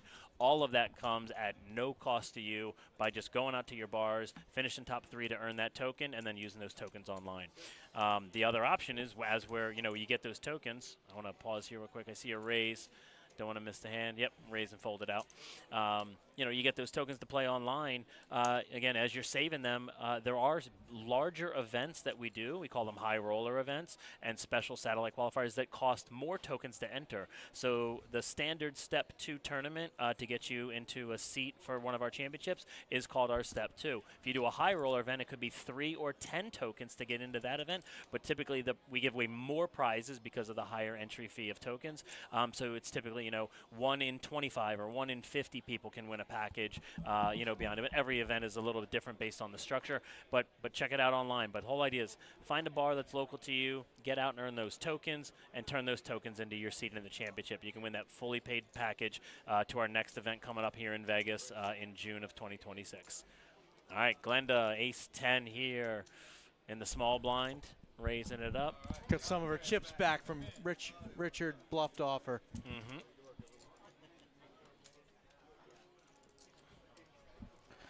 I think Glenda's playing pretty close to perfect poker at the moment. She's not letting these guys see free flops. She's, putting the pressure on. She's folding the hands that, aren't going to do her any good. I think she's playing next to perfect poker right now, which is a pretty good thing to do when you're three-handed playing for 26,000. You know. Not right. easy. Yep, not easy to do. And to his credit too, I think Richard's playing really good on the small stack too. I mean, there are some hands that maybe you want to be a little more aggressive with, and you just can't because you know that these guys are very capable of calling because they just have you out chipped 2-1 at least. Brian's got 2.5 to 1 on him, and Glenda's got 2 to 1 on him. So I mean, I think all three of these players are not going to give an inch. It's going to be a pretty exciting finish to a really good tournament. We had a total of 328 entries with a total prize pool of 106,000. Pretty good showing, huh? That's yeah. And, Good. I think a lot of times, like, if they're playing perfect poker now, which I absolutely agree, we haven't seen any mistakes, then they've probably been playing very well all tournament. Like, when they Right. had more blinds to work with and when the pressure wasn't on as much. Like, I would assume that these guys definitely earned their spots here, like, to the maximum, you know? We're definitely seeing that with the play here. Lower the table audio. Just a single shout out here. Who was from Eastern Poker Tour. He was at the final table. Pat Aguiar, he busted out earlier. He also did the only thing that he was the only player to do this today, this weekend. He was the winner of our double bag bonus. That means he played both Saturday and Sunday and bagged both times. He finished top 10% of both flights, which means he gets a $1,000 bonus prize that cashes him out both in 34th place, which gave him the $1,000 bonus, which was that bigger than the min cash, or was that the min cash? It was $100 more. It was more than the min cash. $100 more than yeah. the min cash. So he cashed that out for $1,000 in his pocket. On top of that, he got to take his best stack forward into today, and he pushed that all the way to his finish at the final table. So congrats, Pat, on that, on being the only player this year to double bag. It's not an easy feat, so congratulate you on that. I'd like to point out that Brian just took advantage of just his aggressive style. He took it down with 5 high, 5 deuce suited on a queen 8-4 board. Can't rest on your laurels, can't wait for aces, can't even wait for pairs at this point. Three-handed, the blinds look to be, 61-20. So that's 300,000 every 3 hands that these guys are putting in. So I mean, if you're not stealing blinds, you're not going to come out on top in this tournament. So I like what he's doing there. Yeah, for a little while, it looked like just Glenda and Rich playing each other, and he was kind of a bystander. He's still here. Still the chip leader. Yeah, about to say 4.5 mil. It's a good spot to be in. That's right. Yeah, I mean, if he watches either of them bust each other out, one, it's going to change the chip stack. In this situation, if Glenda were to take Rich out, she'd be over $5 million in chips. She would take the chip lead, but that does put Brian up $6,000 from the pay jump from third to second, guaranteed. So it might not be terrible watching the pay jump happen if somebody busts out. If you end up being close to 50-50 in chips with that person at this point. Well, it's funny. A lot of the times when we're doing our commentary, we talk about ICM implications a lot, which more often than not talks about your chip equity for any type of a chop situation. But in this tournament, there is no chop situation. We are playing for everything up top, and I mean that's really the essence of like tournament poker. Like, yeah, it's nice to chop. It's nice to make sure. I nice to think you're getting a certain amount of money, but I mean, when you're really playing for just the top prize, I mean, your game changes a little bit. You're not just conserving chips. You really have to put those chips to use because I mean, I know it goes without saying, but you want to have the most chips, so you can't just like sit back and hope for, any type of ICM implications. I don't need it. We're putting it on the highlight reel, that's all. Terry drops the mic after saying, you're playing for most chips You want here. the most chips in this poker tournament. Not all poker tournaments, but in this one in This particular. one, yes, yeah, exactly. You want a lot of chips. Absolutely. My nickname is John Madden. What you got to do here is end up with all the chips at the end of the tournament. This is not a. How do you do it? Who knows? Who's here to say? So Well, Glenda's goes to 540. It looks like Rich called. Brian, is he going to come along with Jack 9 here? Glenda's Not a terrible call. Glenda's image here by raising 4x each time shows she's showing the table I have a real hand. We can see she has a pretty marginal hand, but I think four-handed. I think Richard really needs to take a stand and just go all in here. Even though Glenda's showing strength, I mean, chances are eights are a good pre-flop. You just want to get it in because look, now you're in trouble. Now you're in trouble. And I think there's a lot of situations where if he's showing strength and going all in for $1 million, 1.1 million on top of her 500K raise, I think she's folding a lot of hands. That's when you start talking about the flight home dynamic. Right. Yeah, he needs to start chipping She's up like, and getting there. "Can I would have super liked aggressive action back on the eights. You're very likely ahead. You know, you get big cards that are not going to fold anyways to put more chips in. And now you're in the blender. Now, Yep. I mean. Yep. And it's not a terrible flop for pocket eights at all, Exactly. but she He smashed looks it. like he wants to fold too. He does. You're right. Because he does want to fold. Because now he's left himself open. And not only that, but he didn't. Oh, wow. All right, so he I don't. does It's not a terrible these call. smooth calls, yeah. He's ahead of a lot of hands here. And that's Wow. that That's card not a was- good card for him. But almost at the does same nothing. time, it's like it blocks a 3, right? But she probably didn't have a 3. Wow, Glenn. Oh. now he can counterfeit. Wow. Yeah. So now, oh no, yes, Yeah, he he's is playing the counterfeit. board. He's playing the Oh, board. wow. I don't think Glenda realized Yeah. what she has is here. Yes. She has the effective nuts on the off Oh, chance yeah. he has a 3, which he's never. Yeah. There's no hands he's calling with where he has a 3 pre-flop. He's never calling 500K with ace 3 pre-flop. So Glenda's supposed to get it all in there on the river with 10s full. In that saved Rich's tournament life, I don't think he can call anything there. he couldn't have. He went from How a does he boat not to call though? 8 high. He's playing It's the board. so unlikely, The but board's I mean, better. he's playing She trays checked. full of 10s. She checked. No, She checked the river. But if you're saying how like you don't think he can call, I mean, he has so many of his chips 'Cause a in higher there, card and it's beats him, so right? No? unlikely No. A higher that she pair. has a 10. And Yeah, higher she pair. gotta Yeah, ha- I she mean, gotta have over jack- pairs are But she's beating never him. checking an overpair on the Yeah, turn. yeah. Yeah, There's agree. I mean, There's I no think world where she's checking a jacks or higher on the turn. I'm super suspicious if the way that played out. You think that And then- and then Glenda it's has a Ode on piece of board. Richard's final final take? She's like, what are we going to do to get this other guy out of here? She's like, I'm going to try and take all of your chips, Rich, first, So- and then I'm going to take Brian's chips. So, I mean, we can't agree. Like, I don't think she said anything, but No, that's no, the no, first no, no. misstep, right? So she thought, like, oh, we probably have the same hand now instead of. For a second, I thought so too. I was like, wow, oh, never mind. That's not the run out for our guy, you know. No, I think she misread her hand there. Yeah, I think Because so if the too. threes are like queens, let's just say there's 3 queens on board, then her 3 10s don't matter. But because it's the under pair or the under 3 of a kind, 10s full of Agree, 3s yeah. obviously beats 3s full of 10s. But I always like a look back there. So if she knows she has it, if she's thinking about bluffing, whatever, that's the spot, right, where you're supposed to look at your cards, because then he goes like, oh, of course you forgot what you know what I mean? But like, it also just gives you a second.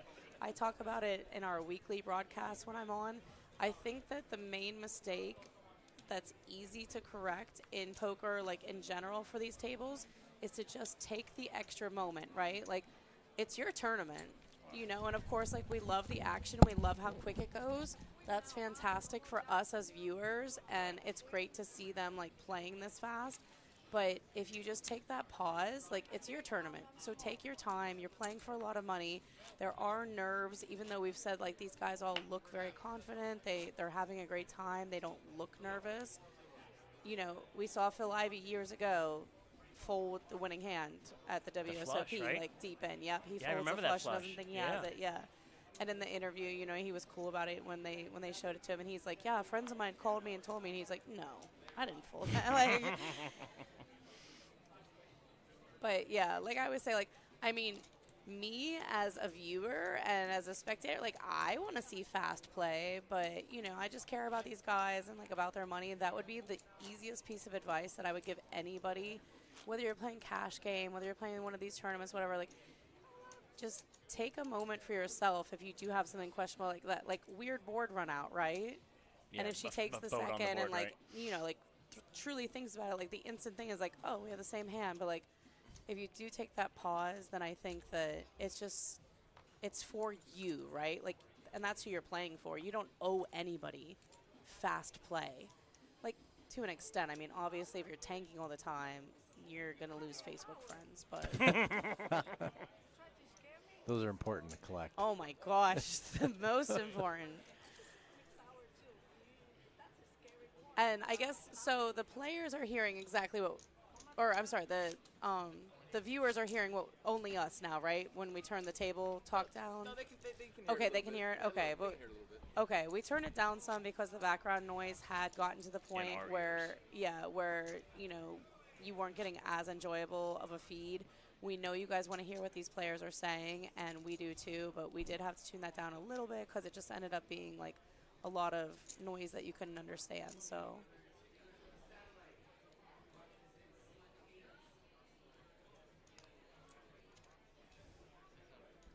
Okay.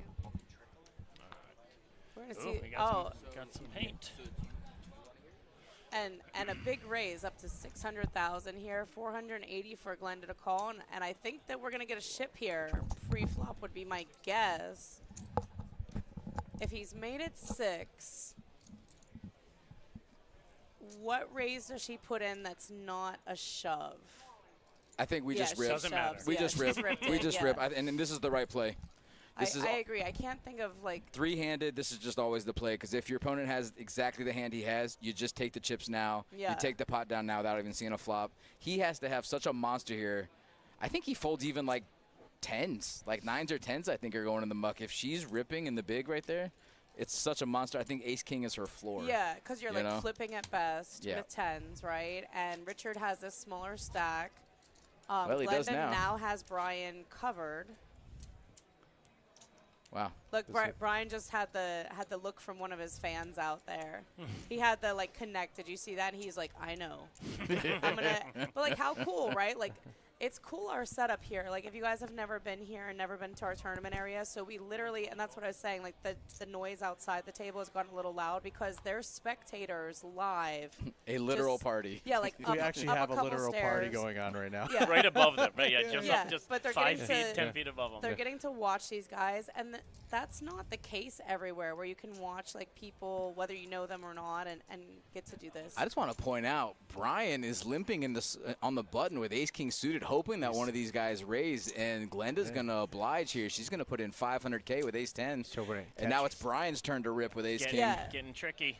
Yeah, he's Yeah, it's gonna make this. Oh, I thought she raised. She didn't. She just called with Ace 10. Wow. Whoa. And luckily Oh, for no, her, Richard flops. gets the hand. yeah, how lucky This for her is that she why doesn't you hit. Like, raise. if the ace And comes this out, backfired. how is Yep. Ace 10 not good, right? So. At least it backfired so far. No, but this is why you do your own dirty Okay. work. You know, it's tough to, especially three-handed. It's really tough to limp on the button. Oh yeah, you can't narrow down what anyone has right now.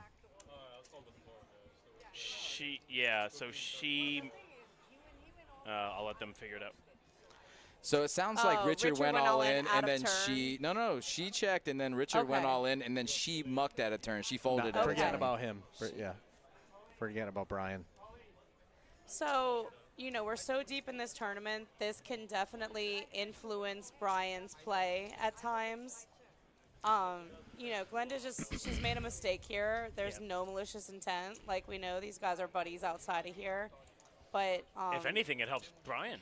yeah, no, What? absolutely. And I Yeah. just think that she feels bad. But, someone might think at home, like, oh, like, she's trying to ladder up. And I don't think that's the case at No, all. She's not at all. saying, like, she just Oh yeah, it's didn't not an realize angle. it. Yeah. And, Yeah. I think they're calling Joey just to make sure that there's not like a penalty or anything like that. Yeah, that should never be a penalty. That's never an angle. That's never. That's Yeah. just a misunderstanding. I think we're kind of lucky as viewers, and like if you're one of these three players, it's like we do know that they're friends, so for sure it's just a mistake. But they've been playing hours. They've actually been playing days of poker, and then hours today already. So this kind of stuff is gonna happen. Completely understandable. And when I make a mistake like that, I just feel so bad. Like, oh my gosh, like, and they are playing for a lot of money, but like we keep saying, this is a social club. A lot of these guys know each other. Some of them are just met for the first time, but it's nice how kind everyone's been to each other and how considerate. So, Yeah. That's because they're not drinking. yet. Yeah, I she- mean, this she's got a party- bottle of water next to her. I She's wish got I a was cup of invited. lemonade. Is that just lemonade? I ain't gonna interject my opinion. Do you, Terry, if you're like playing a game like this, so like like these guys have been calling it like a basic free roll. Would you drink if this was you down here? Would you be having a beer or having? So I actually commentated probably about 9 months ago, or whenever the last BPO was, a couple of BPOs ago, and the guy who ended up winning, do you remember his name? Ian? No, last year was. Oh, there's a different guy. It was John Germano won from Eastern Poker Tour. He was a thin it was guy. an MPPT guy who Yeah, won. It might that have been was 2 years ago. Was it 2 years That ago was already? Jeez. It was Ian, you're right. Time flies. Ian was taking shots every, I don't know, 20 minutes, or every time he folded. I don't know. It was like But that it was wasn't- the it wasn't drinking a lot. game. Listen, Yeah, that's right. when I say he was in the tank, he was just gone. Yeah. But he ended up winning, and he Played was his best having. We poker had ever. quite He the was emotional playing roller bar coaster at poker. the end that day. Oh yeah, oh we were I bet. crying, we were laughing. we were, I And that don't was just on the think- way to the cage. That's right. Yeah. So, but like Me do personally, you- no. I like to be unencumbered when I play, especially if Yeah. we're playing for 5 figures up top. But you know what though? A lot of these players, I would probably say 95% of these players, they don't play higher stakes as far as like big tournaments or big cash games. But so like as far as this goes, this is fun. Like Yeah. even when you're playing for 26,000, these guys are having fun. They're having such a good time. Which What's third place pay? third 10. place, 10K, 10-5. 10-5. Yeah. We're in there. At 10, we're in there. Like, like Well, you're they giving seem yourself pretty nice focused. pat on the back. But yeah. listen, I see Popping Richard the dom. smiling a lot. I mean, Yeah. Glenda looks like all business, if I'm being honest. She's She here for the does. dub. She's here for the dub. you know, But, I mean, I think that, like you were saying earlier, the camaraderie for the BPO and for bar poker in general, I think it's kind of a different vibe that, you know, they're here to win, but they're also here to have fun. A lot of other tournaments, you don't see these guys having too much fun, you know, so it's nice to see a different take on poker, I guess. That maybe I don't know. I lost a long time ago. I don't have fun anymore. I play to win now. You know, it's so. Yeah, you grind out. Yeah, you have Glenda focus face when you play, right? Yeah. I still play enough to still have fun Good. because I don't play that much. I don't Good. get a chance to. No. I'm gonna let you guys know something about me, and you're gonna be surprised. I talk a lot when I play. No. Yeah, I do. Isn't that crazy? No. I don't And- believe it. I drink sometimes. No. I would be drinking down here. I wouldn't be like hammer, I don't think. If but you I played might be bar hammer. poker, you would be Oh, I- like, you would be the queen. You would be the target for everybody. You know but what's you crazy? would also like, you would run shit. I played bar poker once. It's now like 3 years ago, and they were mean to me. I opened for like 5 times the big blind, and it's actually a player that plays here, that plays our straight 2 sometimes. I recognize her. And she wanted to like embarrass. She's like, and I usually play bigger poker than bar poker. I've been known to play the big game Everything in the room. is bigger than bar But poker. like I've been known to like play the game that like you're not allowed to go in the area if you're there. And like I was just like, are you really trying to like laugh at me? And she's like, oh, 5 times the big blind. And I was like, am I confused? And then I get called in 3 spots, and I'm like, yeah, I Apparently kind of 5 felt wasn't that, enough. you know. But it was just such a weird thing, and I was like, you know that I know about poker. I'm like, you recognize me from Kennel Club, and she's just like, yeah, but I mean, I was like, call or fold, move on. I'm gonna call clock on you. That's right. I'll call my first ever We don't clock. need any critics. We don't need Yeah, any we're card having critics around fun. here. Just have fun. But Enjoy your it would be time. smart for the bar to put in somebody that's criticizing you, because you're like in that moment, I'm like, give me a drink. What am I, you know Is what I that mean? what Like, it was? that could help the bar out, right? Like you should have like a mole that just sits there and like Oh instigates no, we got everything. plenty of those moles. We don't And need to then, pay them. like, We don't need to pay 'em. Yeah, like I don't know. I like it. Sometimes we have a blacklist with a lot of those moles. We'd prefer if they don't, you know, comment and critique people's play. Just have fun. It's all part of it. You I know? mean, like, I've played some huge games, and like that's one of the things I remember is like, yeah, bar poker, someone was not nice to me. Like that is fun in a way, right? And like it's a story and everything, but I'm sure it doesn't happen much. Like these guys do know each other, and I was the new kid, whatever, but not really. Yeah. I played a Right. hand or two. Yeah, you know I what won you're that doing. hand too. BT dubs. I had ace Yeah. jack, and it was good. Yeah, it's the best hand in poker, as you can see from the stream. Ace Yeah, jack. exactly. Top pair for Glenda. It's, you know, it's a hard game to lose if you keep hitting top pair. Bet. With a little fold, straight scoops. draw, backdoor flush Bet, draw. fold, That's scoop. a All monster sorts of flop. things. Richards has definitely been hanging on. He's definitely gotten the worst cards out of these three for like the whole time. He's eclipsed 2 million. Yeah, he's No, he's navigating the short stack of the table pretty Yeah. good. Well, he's been able to avoid getting those second best hands. Like, he's not the one with queens when kings are out Yeah, there, right? Like, no, he's for sure. avoiding any big hands, and he's able to just keep stealing some blinds. You know, he hits a pair and bets, and everybody folds. Yeah, just staying out of trouble Yep. is sometimes the most valuable thing in Yeah. a tournament. this has been a very cool once the chaos stopped and it was just huge hand over huge hand. Like we said a couple times, I mean, everyone's playing very well, taking some shots and things, and making good folds is probably what I would say has been the standout. Like, Glenda just limping that ace-10 saved her a ton of chips.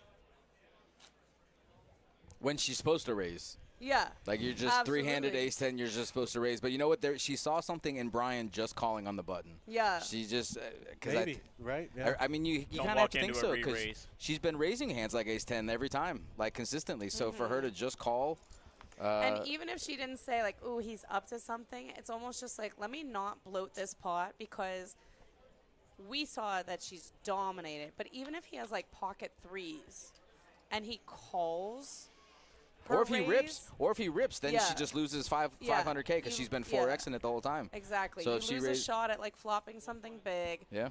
But if you do bloat, you're out of position. And now no matter what flop comes up, like, I mean, if it comes up, like, 4-6, jack, then it's like, wait, he flop a set? Did he have the over? Where am I? Like, I don't think she would have gotten any value out of any like knowledge out of raising there, right? And that was a cool play. But like you said, I mean, like textbook, she's supposed to raise. She has ace-10 three-handed. And maybe she just got the live read. Maybe she just wanted to be a little bit more cautious because these stacks are so close to each other now. Well, Richard's happy because he won like an extra, Yeah, he hit that. Worked 9, out for was him. it? he won like 500K off that.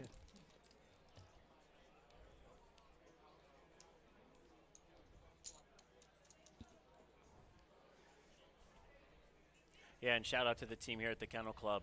Tournament has been fantastically smooth all weekend long for all the events that they've been running. Certainly pushed the we bursting at the seams on Saturday. Yeah, little. We got any more dealers coming today? Because we got our numbers. Well, I Those mean, people showed up. we at the same time we were running the BPO. We were also running our multi-flight tournament, which is our monthly tournament, which is a 100K guarantee, which we usually smash those numbers, plus the cash going downstairs, plus we got ultimate and 3-card in the back going. So I mean, it was literally all hands on deck. And big props to all the dealers, and you got to give props to Joey Dolans, our tournament director.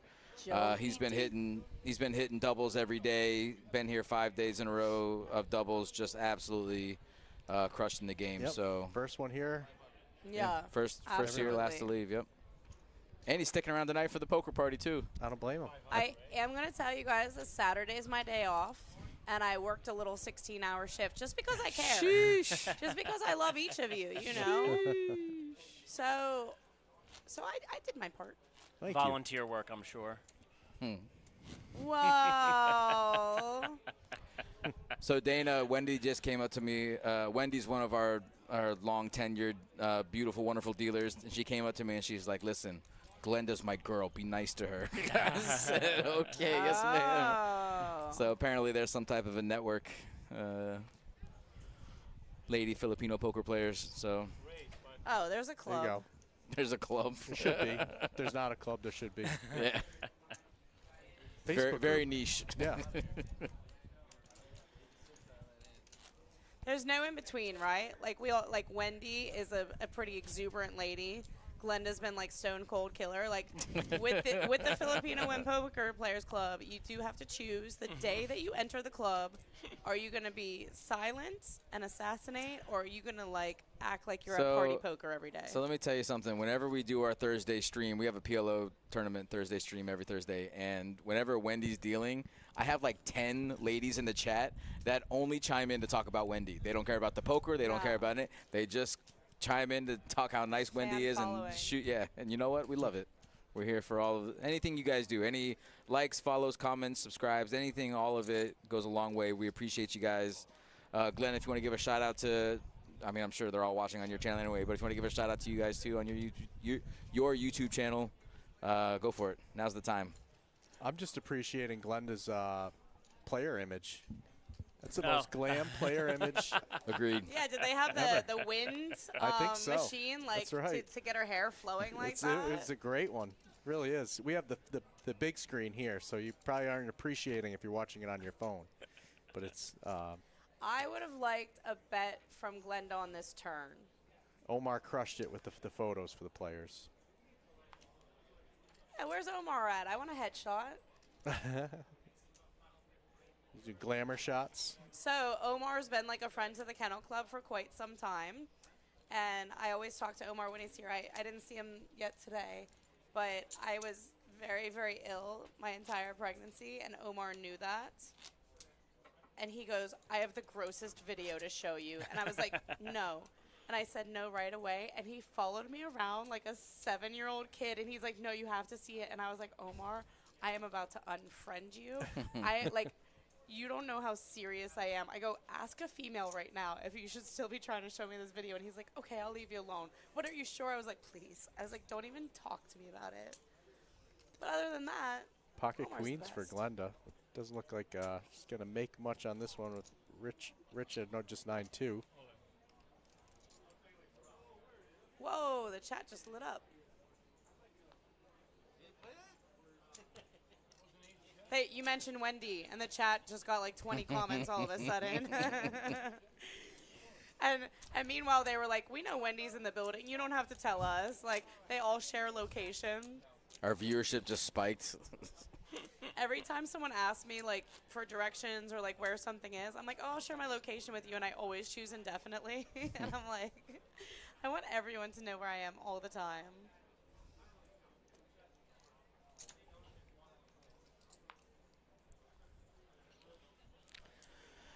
Glenda's overtaking the chip lead here. She's got 4.2 million and not going to rest on her laurels here. Going to go ahead and 4x it again with ace-3 suited on the button. I love it. Statistically, you're ahead of any two random hands, so it's a very specific bet she's cutting out here. Yo, Fredo, what's up, buddy? Yep, she's going to take this one down pretty easily.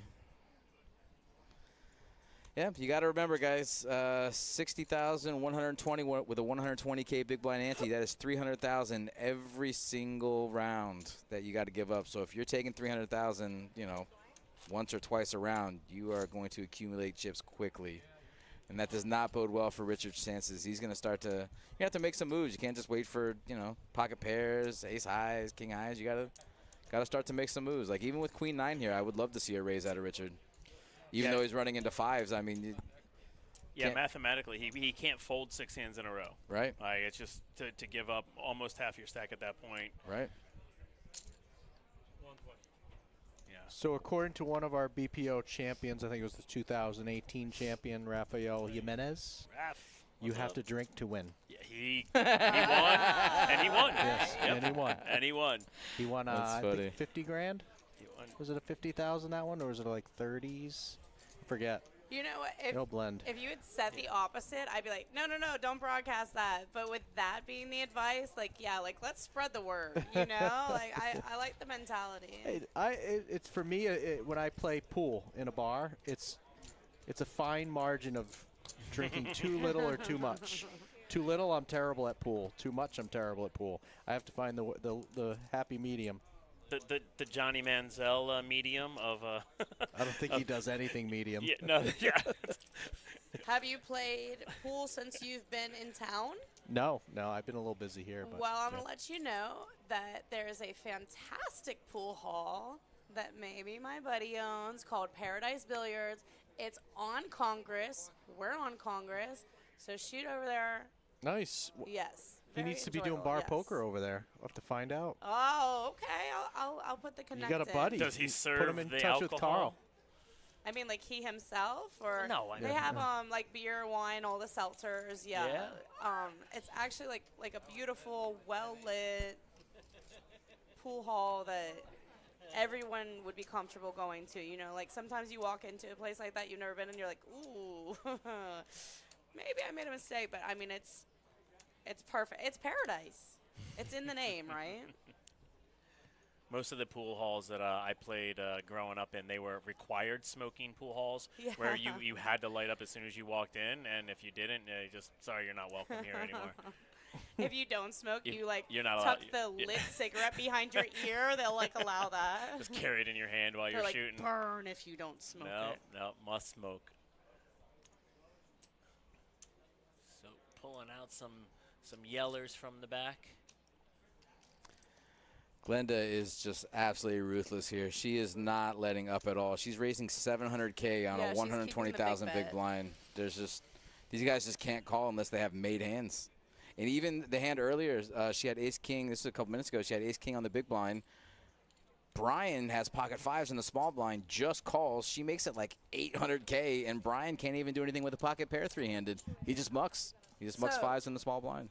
I know, Terry, you said in general you don't like these like 4Xers and things with how the play's been going. Do you like it here? Because what, like every time if she picks it up twice and then loses one, I love or it. she has to fold, then she breaks even on it, right? In this situation right here, she is suffocating these guys. She is not giving them any opportunity to see flops. She is showing immense strength, regardless of whether she has it or not.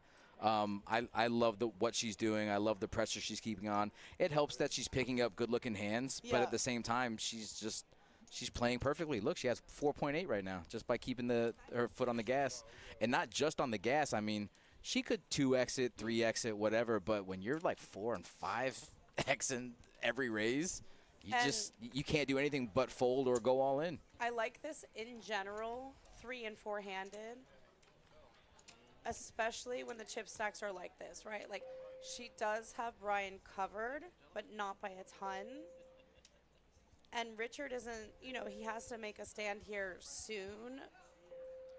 Well, the blinds are so high at this point. I mean, Yeah. there's just no wiggle room.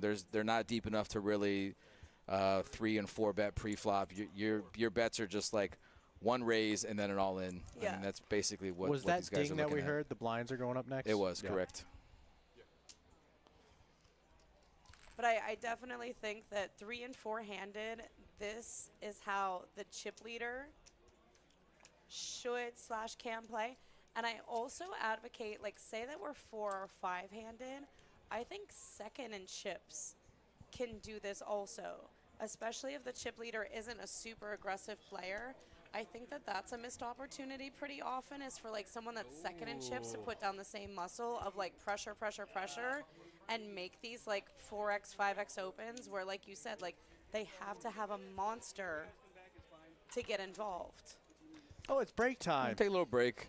I'd just like to say one thing just on that last hand right there with Richard folding an ace in the big blind.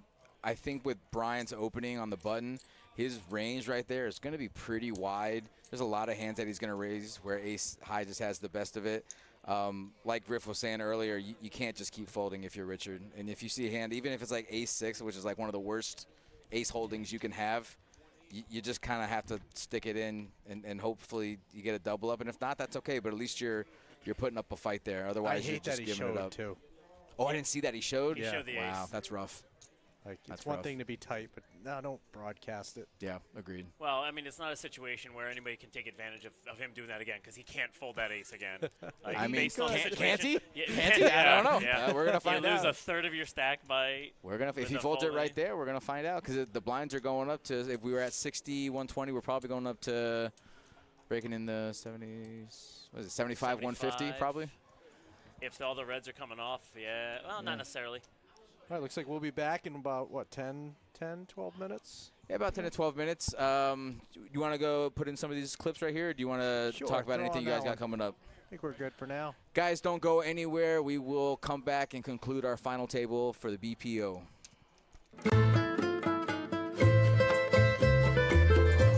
Hi, I'm Norman Chad. Here are some tips to add some fun and some fear to your bar poker game. When bluffing, Loudly declare, this hand's so good, it should be framed. And then pull a frame out of your backpack and watch the lemmings fold.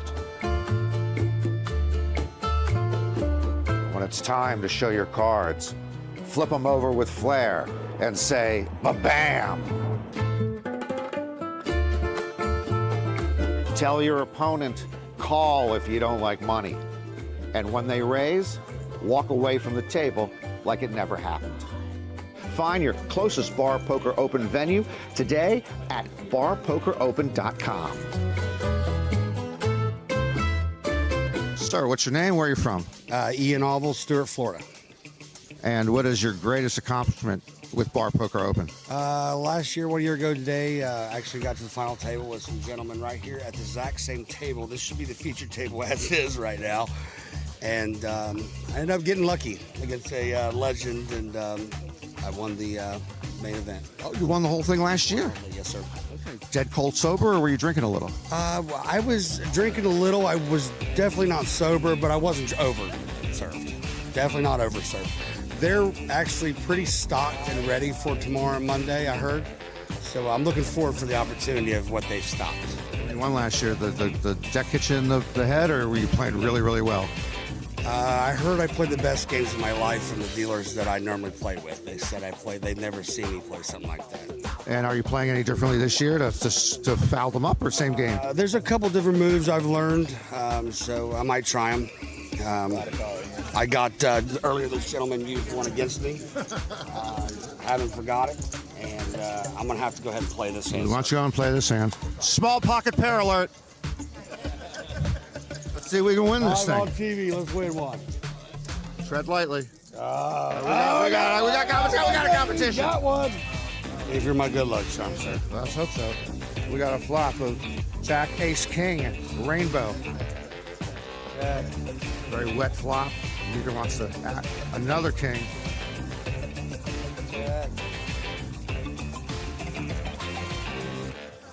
Four straight out there.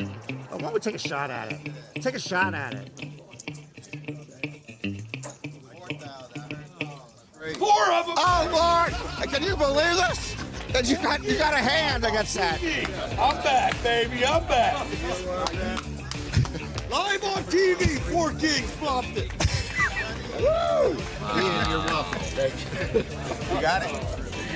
You got it? I need that video, baby. I need that. Well, thank you so much for joining me for an interview. I just had to say, I saw the shirt and I'm a big fan. What is the story behind this? Actually, it's Utah. We're from Utah, actually. It's the one-time poker tour. Glad to be here. I'm happy to have you here. How does it feel to be in West Palm Beach? Feels great. Feels great. Great weather. Oh, absolutely. And the sun is shining. The weather's warm. It's great. Great time. Great people. Great poker. What would you say to somebody who's thinking about joining the BPO? I know the BPO actually has really helped me with my game. BPO is a great game. Great people. Camaraderie is great. And then also you get an opportunity actually to come to Florida. It's great locations. Like I said, great people, great camaraderie. A lot of fun. And you're just going to keep bettering your game from here on out. It just goes up and up and up and up. BPO on one time. It's the place to be. We're here on day 1A of the Bar Poker Open at the Florida World Championship. I am here with George. We just got underway a couple of minutes ago. What's your status, George? I got knocked out. Okay, we just started maybe 2 minutes ago, George. It takes less than 2 minutes when you play poker. Okay, so you played poorly, and are you double parked? No, I'm not double parked, and I didn't play poorly. It was a fair hand, let's say. But people generally, you get warmed up in a championship fight. There's no reason to put all your chips in the first 90 seconds. Yeah, well, I flopped top pair with top kicker and got excited, so I called an all-in and lost. I'm glad. There's no complaining about it, no whining about it, Nope. And you've acknowledged yourself to be, if not a bad player, certainly to play bad in that spot. Okay, I'll concede that. I played bad in that spot. Okay, George. Someone get him a water. I do understand you supposedly won something the other day. Yes, I was at the bar at the Rock and Roll Poker Open, and I won first place at the senior event. How much was that worth? $11,000. And how much was the entry for this? $365. So you're up a good amount, huh? Yeah, I'm doing all right. All right, so you went from first place to first out. Yeah, I guess you could say that. I went Not a bad plan if you're up almost $11,000. true, very true.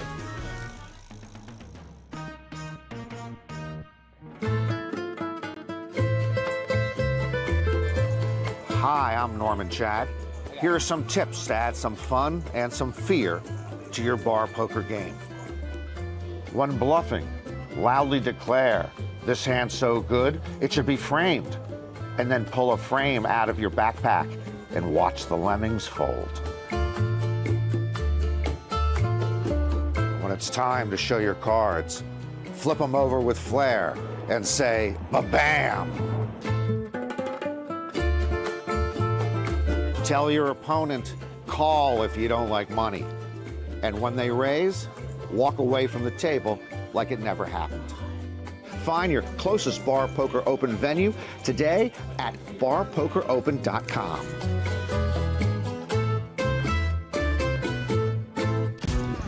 Well, thank you so much for joining me for an interview. I just had to say, I saw the shirt and I'm a big fan. What is the story behind this?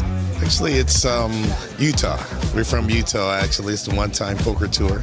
Glad to be here. I'm happy to have you here. How does it feel to be in West Palm Beach? Feels great. Feels great. Great weather. Oh, absolutely, and the sun is shining, the weather's warm. It's great. Great time, great people, great poker. What would you say to somebody who's thinking about joining the BPO? I know the BPO actually has really helped me with my game. BPO is a great game, great people, camaraderie is great. And then also you get an opportunity actually to come to Florida. It's great locations, like I said, great people, great camaraderie. A lot of fun. And you're just going to keep bettering your game from here on out. It just goes up and up and up and up. BPO in one time is the place to be.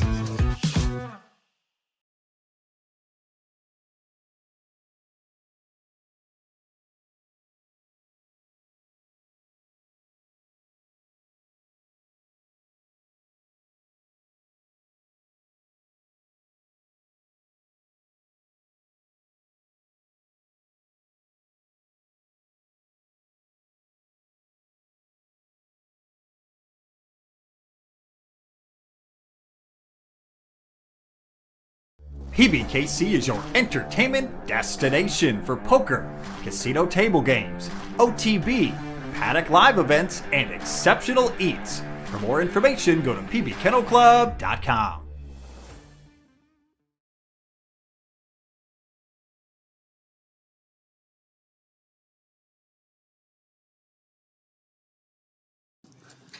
There was one other person. I think it was Twan and Jason I saw.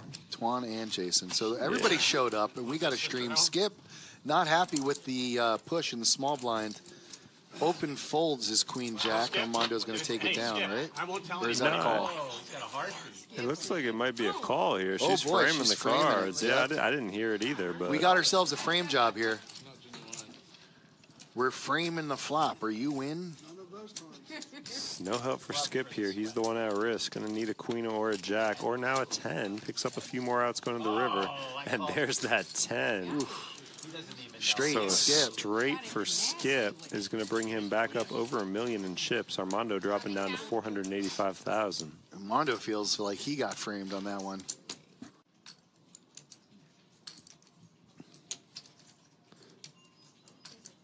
Well, we'll see. I mean, look where that button is right now. It doesn't, sure as hell doesn't look like it's on Steve, but no, it's on Bunk. See who checks first here for confirmation. How's that? So Bo with the C bet gets called by Bunk, who picks up the ace. Continues to get better for Bunk. Spade comes out. He's got the ace of spades.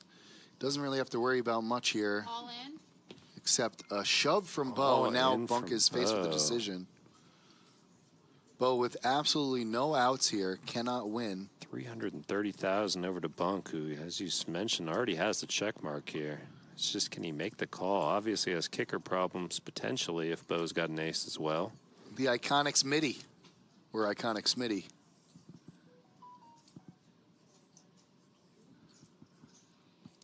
And let me tell you, nothing much is going on. Just some good old bluffing going on here on the river. From Bunk, that's what's going on. Yeah, 330. Deep in the tank is Bunk, wondering how he can fold the best hand. I feel like he just might.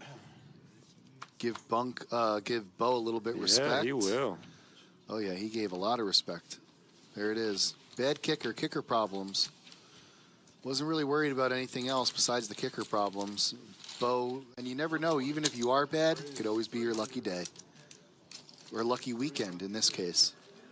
Look at this. Bunk raising his ace-jack, and Steve 3-betting with 7-6 offsuit. Would you take a look at this? Can't believe it. He's calling with a 7-6.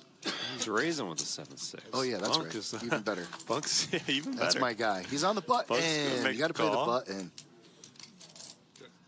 Ace, king, Oh, my flop. God. He immediately checks over to Steve. Steve. I don't see how Bunk doesn't call this knowing his table image. It's in there. That's it. I'll be very surprised. I mean, I'm not saying it's an easy spot, but I'll be very surprised if he doesn't call. Once in a while, you'd be wrong. Most of the time, you'd be right to make the call. Especially with what we've seen from Steve so far. I mean, Mrs. Kimmel, if you're watching, close your eyes. Look the other way. You don't want to see this. You don't want to see it. Bunk has absolutely no choice. He's been getting bullied by Steve since the stream started. He's got ace-jack. He just picked up 2-pair with the jack kicker. There's a good chance that Steve has an ace or nothing. There is a chance he has a king, but what is he really re-raising with? Is it king-queen? Is that what he's re-raising with? Or is he re-raising with the low hands that he's been re-raising the entire stream with?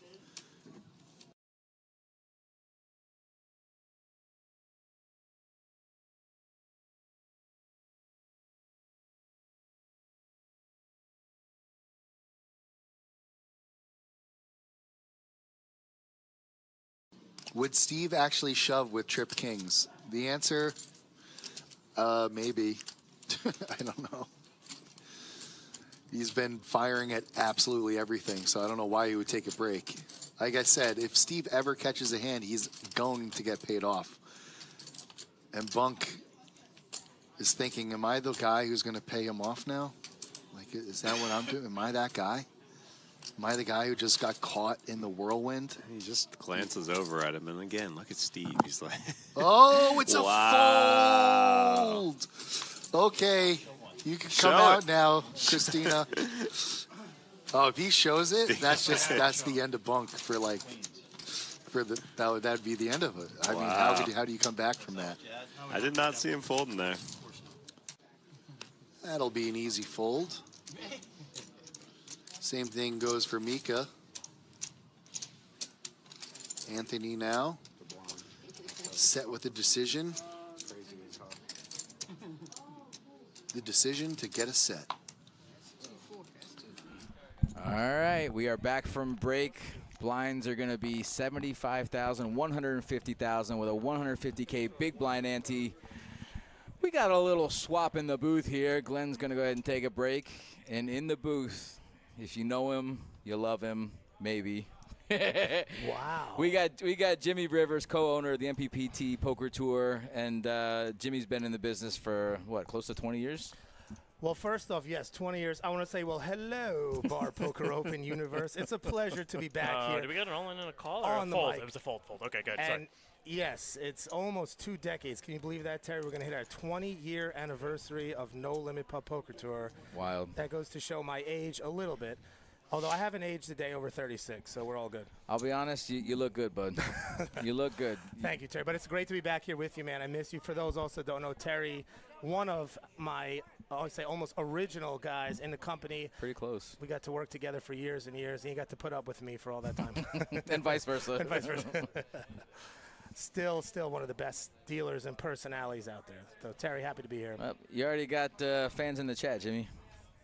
Jay Rosen, what's up, everybody? Happy to be here. Let's check out the action. As you can see, final 3 here in our BPO Florida. I do have to thank all of our players coming out here, not just from local and No Limit, but I saw players from as far as Utah out here, Yolanda, and I saw a couple California guys, Sunshine in the house. We had some Colorado, so thank you guys for coming down to our home turf in Palm Beach. So I don't know if you know this, but Glenda and Richard actually both came in on the same flight from Rhode Island. Really? Yeah, Okay. and they both ended up and their final three. Final three, yeah. Actually, I think I heard something out there. Do they play in same venues I together? think so. I believe so, yeah. I think they also work together. Oh, really? From what Glenn said previously when he was in here doing commentary, yeah, it sounds like they are intimately knowledge of taking each other's chips. Okay. Well, let's see how it plays out on the table. Sometimes also the bragging rights back for your home league is number one all year. Imagine having to ask them to move seats because you have to put the trophy next to you on the plane. It's like, I'm sorry. This doesn't fit in the overhead. You're going to have to move. Yeah, I want to point out to everybody that was watching earlier, we have gotten the red chips off the table. We only have pinks and yellows. Yellows are 25K. Pinks are 100,000 units. Pink and yellow, pink and yellow. Nice. And yeah, we're still looking at about 350,000 per hand, and just in blinds alone. So if you can take down the blinds and antes early on without even seeing a flop, you're going to be looking good for the rest of this tournament.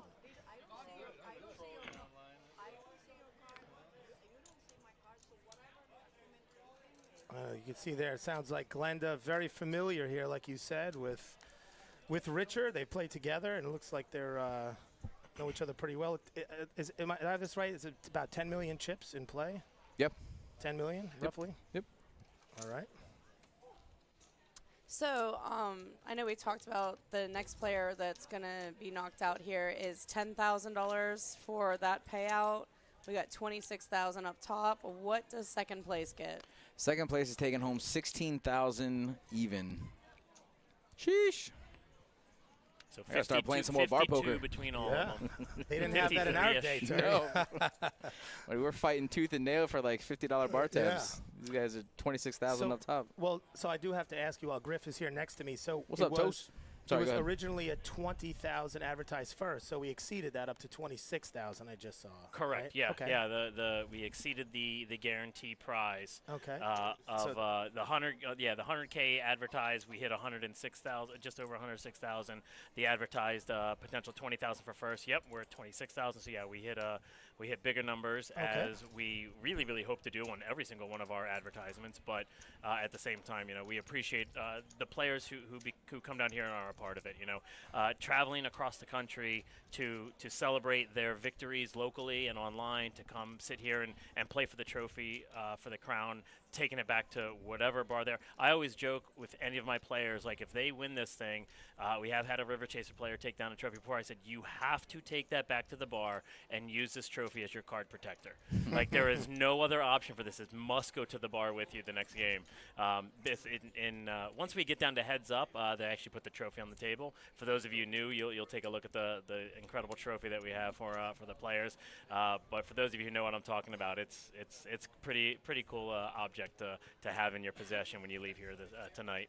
And Griff, might I add, I see a little bit of a Florida tan you have here. Is that true the last couple days? Yes. Did you hit the beaches? They allowed me out in the sun, unprotected. We don't make you guys pay to go on the beach here in Florida. You can just walk on. You don't have to pay any fees. You don't have to, Coming from someone who the closest beach is Jersey, and New Jersey beach tags are a very well-known scam. Yeah. But it is an unfortunate thing up in Jersey that, yeah, you got to buy beach tags to go out and do these things. But yeah, down here in Florida, we visited 2 different beaches over the weekend with the family. My family was here on vacation with us. Nice.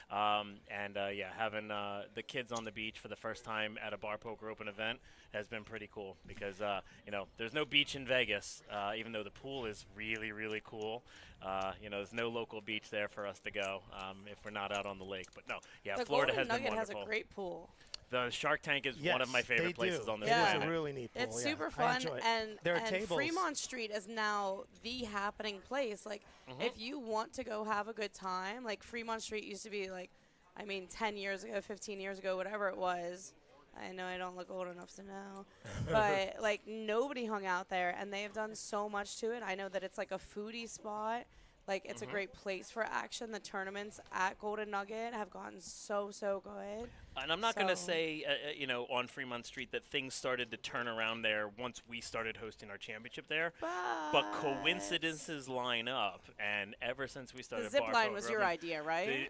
I hate that thing. I have so many people love it. It's a great tourist thing to do. Doing was it Slotzilla is the name of it? Doing the zip line over Fremont Street and watching everybody blow. Yeah, it's so cool to see when people are doing that. But yeah, we've been at the Golden Nugget since I think it was 2016 was our first year at Golden Nugget, and we've been there every year since. So we're going to be back there this June for all of our players playing for the biggest prize pool that you can play for in bar poker, world. So we're happy to be bringing that to the customers. Richard just lost quite a bit of chips there. 300,000 was the bet on the end. He's left with 750. He got a quick call. It was a quick bet on the end too, and I don't know if that played into it. I mean, Brian ends up with pair on board, pair in the hole, and or I'm sorry, matches card. Yeah. So it wasn't much for him to call, and I think maybe the speed of the betting might have had something to do with it. Oh, wow. Richard's running right into tens here. Yeah. I don't actually hate the shove, but 5 big blinds. You get, what is it, 300 and 400 out there? I forget what do we – 375 out there? Yep, she's got a call. She got 10. She can't fold I'm not that. really sure what we're thinking about. She was debating to raise. Interesting take. How do I get Interesting the take. comments in the chat where people are like, she's a little snarky and stuff? Between the two of you, I don't know. Griff's taking over your spot as I snarky know. as- I'm always like, yeah. Open-ended. The 10? Oh, no, There's not only the 1 10. 10 left. Tournament life here Not on the the line. 10. Brian Whoa. had a 10. It's the 5 instead. Yeah, Wow. Brian folded a 10, so Wow. running 5s. Put the 10 out there just for That's fun. crazy. Richard, staying Wow, alive. he's here. going to be talking All about right. that on the ride home. Took some chips back. Yeah, I mean, what's she going to do? That's a snap call. Obviously, playing in the same league, you don't want to do it unless you absolutely have to. It's not a scenario where they're playing together, obviously. But it is a tough where it's like, yes, I'm making this call. Yes, it would be great if we went Yeah. heads up. But, On break, you know. you're like, I hope you get second, buddy. But, I mean, you hope it a Yeah. little bit, Yeah. and you won. She doesn't feel bad for calling now. I promise you now. She's like, all right, now I'm coming for it, Yeah, I buddy. want my chips back. Yeah, exactly. Yep. Wow, She's in what the a- small. I don't even know what the cards are going to be. There's no chance she just doesn't raise his big blind here. It doesn't matter. Shouldn't matter the cards. Give me my chips back. Well, she got 8 deuce, so it might matter a little bit. Nope. He can't call anything. Not after that hand.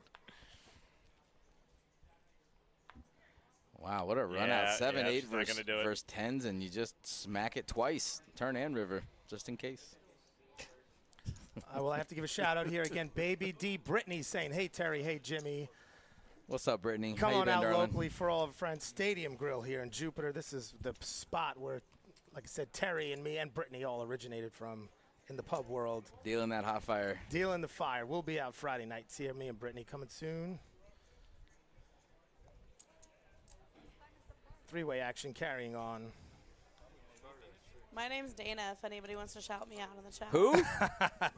Who? Come on, someone give Dana a shout out here. W's Somebody. in the chat for Please. Dana. Duffy's in the chat. Send it. I'm typing it.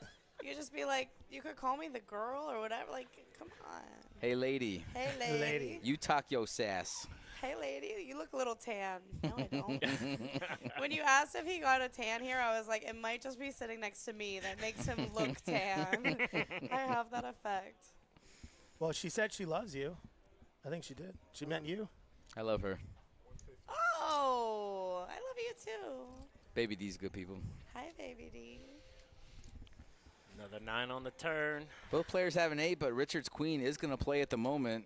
He's going to keep trying to chip away at Richard little by little. Richard makes a really good fold there. I had one of them too. Giving away all your secrets. Oh, Dana, all your fans are simping Hey, now. who's that? I can't read That's it. Adam Pearsall-Kuhn. What up? What up, Adam? All your simps are coming through. See? I need a little love. Well, it's coming Thanks in for my love, droves. guys. Thank you. I always get people like hitting me up on like Messenger or Facebook Messenger, and they're like, "Oh, you're doing great on the stream," and I'm like, "Oh, put it in the chat." I'm like, "What are you doing?"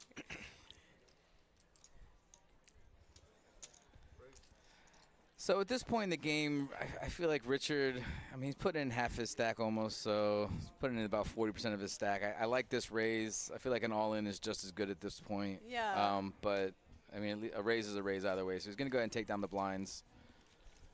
Yeah, we can't just rest on our laurels now. We gotta keep our foot on the pedal here, Richard. Like I said, 350,000. I'm sorry, 350, 150. Is my math right? 375. 375 every round. So but Richard, that adds up. But he's clawing back a little bit here. Look, he's up to 1.8 million. And knowing you're the short stack, you're in a situation where I feel like you have nothing to lose. Like, it's only uphill from here. So if you say, hey, I got 10 in the bank, I'm going for 16. What can I do here to get some more chips to go for this? Like, I think it's worth it because there's a chance that the other two of them are going to play a little bit tighter, knowing that, oh, well, we got the chips, and I'm going to level up when you go out. But give Richard the opportunity to steal some more chips with that aggression, knowing that they may tighten up to level up a prize. All right, that's a call. We're going to see a flop.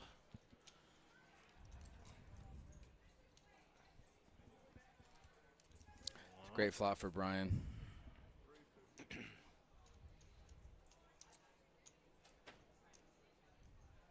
I don't really think Richard can call here, even though he's getting a pretty good price. He's getting 4-1 on a call, but with what left behind. Yeah, that's the exactly. tough part.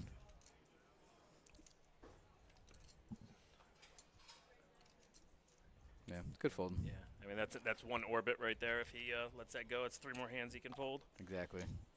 Tempted to call there, getting a good price, got the overs, got a backdoor flush draw, you know.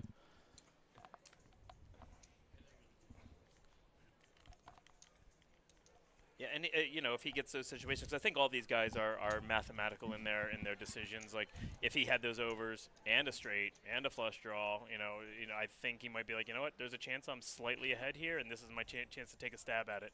So even if he doesn't make a pair, it's a chance to double up and, like I said, come out. He's already in the basement. There's only uphill from here.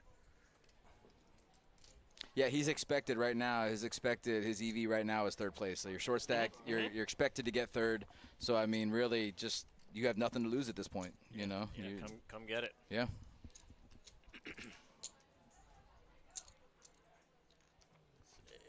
Glenda down a few from last time. She was just around 5 million, right? 4.9, give or take. Yep. So she lost that one double up, folded a couple hands here. Yeah, the double up. I mean, it hurts, but it obviously didn't hurt as much as it could have. Yep. But still, couple hands and you're right back in it. I mean, 3.6 million to this point with 9.4 in play. I mean, she's fine. She's looking fine. Brian's looking fine, and Richard's, he's holding his own. And you're looking fine. Hey-o! Our viewers are wishing that there was picture-in-picture right now. Going around for everybody. Everybody's looking it up. The hair and beard is on point. Watch this. Watch this. Give him a peek. You want a little bit of these? You want somebody? Oh, it's off. Just kidding. No peeky. Just kidding.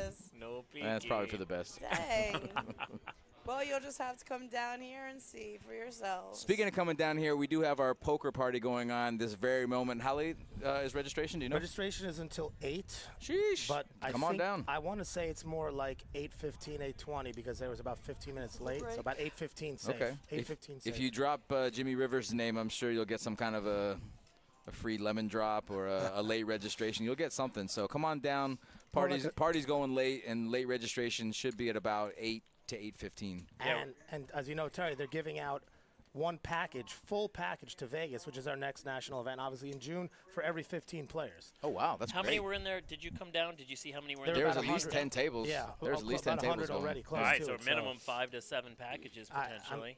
Yeah, 7, 8, 9. Yeah, it's going to definitely be. It's worth it. So if you are out there, like Terry said. Oh, what is going on? Aces. This game's easy. All right. Dana.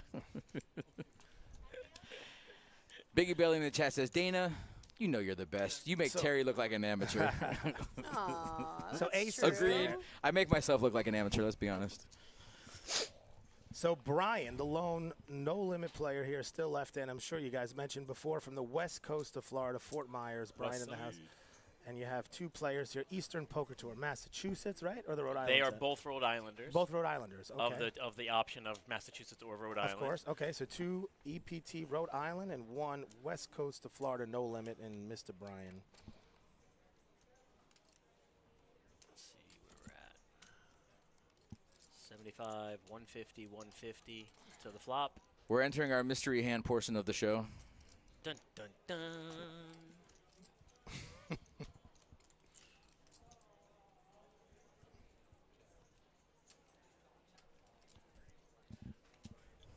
Eight of spades, clubs.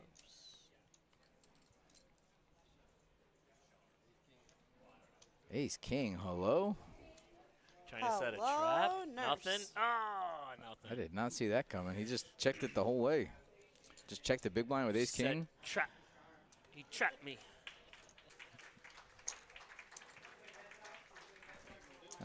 So yeah, so you're looking at $100 entry for those of you still debating if you're in the area. Come on down. This tournament we have going on for the satellite to the Bar Poker Open World Championship. $100 entry. 1 in 15 entries is going to get a full package out to Vegas this coming June. It is June 6th through June 12th at the Golden Nugget in Las Vegas. So if you're still here, come on down. We're going to be giving away nearly 10 packages, if not more, to the top players here today to join us for the next championship. Oh, yeah, and the DJ and discount drinks and all the fun with the social poker players that are going to be up here hanging out today. You know, Griff, I'm both social and a poker player. So You're half right. What does that mean? You're half right. What does that mean while he's shuffling? And you got to pick one. Which one do you focus on? You know? I don't know. I love both. Yeah, I think once you're on the other side of the table, the social becomes more important than the poker. That's the world we live. I mean, you're saying so no limit. You have the time. You have the time on how exactly your 20-year anniversary. Do you know when Game 1 was? I do. The Game 1 of official business No Limit would be January of 27. January of 07. So January 27. Okay. Officially, as we are known as the No Limit Poker Tour officially. Okay. All right. However, we were early iterations in 06, but the official would be January 27 would be 20 year. Okay. All right, so you're coming up soon. So it means that's 20 years of doing this. How crazy is that, Griff? Yeah, I'm past 20 years, so 20 I years. know how crazy it is. Thank you, and I have to say, again, watching out there, Stadium Grill and everyone there, Ryan Witkowski and the family there, put us on the map. All right. If they're hearing this, thank you very much. Still going strong to this day. That's awesome. Yeah, I know Glenn from Eastern Poker Tour and myself for River Chasers. We are also in the 20-year club. We were January 2005. Wow. The company started. I joined in March of 2005 as a tournament director, then became a regional manager, then became everything manager eventually. It took about 7 years before I took over ownership of the company, and been in charge since 2011, regrowing this post-pandemic, regrowing it post-casinos in Pennsylvania, regrowing it at past, so many hurdles have hit this industry for everybody in the country.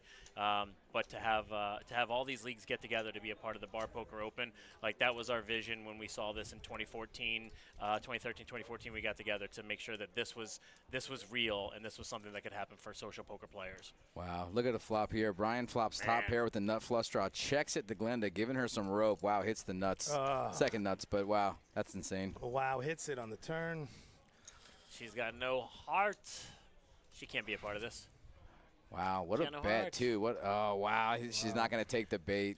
Very nice. Wow, he shows it, too. Okay. He could have bet 5,000. I don't think she could have called.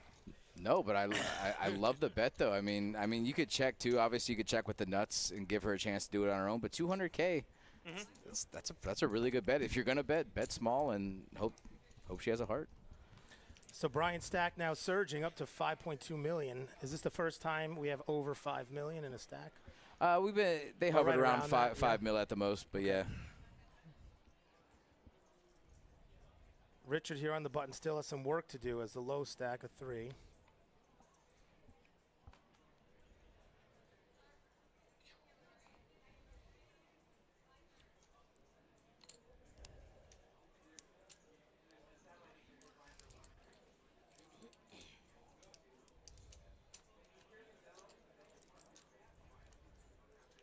the flop. Brian going to continue to be deceitful with his checks here. I don't mind Glenda betting here. She has a straight draw and 2 overs. Wow, and binks it. Wow. I like Brian's check. I would have liked to see a raise out of him right there because there's not too many turns you're going to like with your hand. Can he call this here, or do you think he will? He can. That's actually not a terrible card for, for his range because you can't really see her betting on the turn with a Queen X. Wow. Oh, he goes all in? Yeah, he went all in. Wow. No, he went all in. She bet. He checked, she bet, and he shipped. Yeah. Wow. Wow, It's in. she's going to call. Wow. This is a huge hand here. And she calls quickly. Like, it's Yeah. the right I mean- call we see. And, like, Well, she's got the bet. She's got the straight draw, no, too, yeah. absolutely. But for her to call that fast, like, I think it's Oh! impressive. Wow. The knockout blow from Brian knocks out We were in Glenda. What Math a was right. 5 river. outs, 5 outer. It is a 5-outer on the river. Wow. 3 kings and 2 90% eights knocks favorite. out Glenda can't believe it. Glenda, good job though. Great event today and yesterday, this tough. weekend. What a classy Yes, classy Glenda. reaction too. I mean, We're clapping for Glenda here in the booth. Yeah, Great for job, sure. Glenda. Glenda's gonna take home 10,500 for third All place. right, Glenda, great job.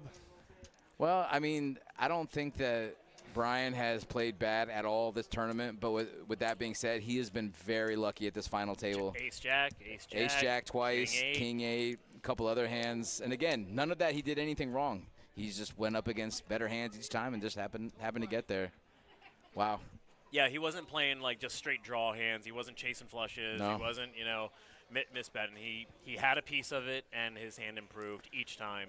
Can it's- you imagine from Richard's point of view here? He has been short stacked almost this entire final table, Yep. and he is just kind of like, like in rounders where Teddy KGB is like hanging around. I mean, the kid's got alligator blood. He's been hanging around the entire final table. He is short stacked. He's almost a 7-1 dog here going into the final table. Well, it's not that bad. About 5-1 here. 5-1-ish, About a 5-1 dog. And I mean, look at it. Look at his face. He's pretty happy.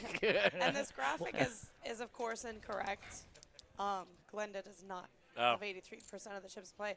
It's an error on our graphic. As you can see, it lists like 4th place, and then we get a little bit janky there. So ignore that. We have an excellent production team here, but we have had a couple little glitches today.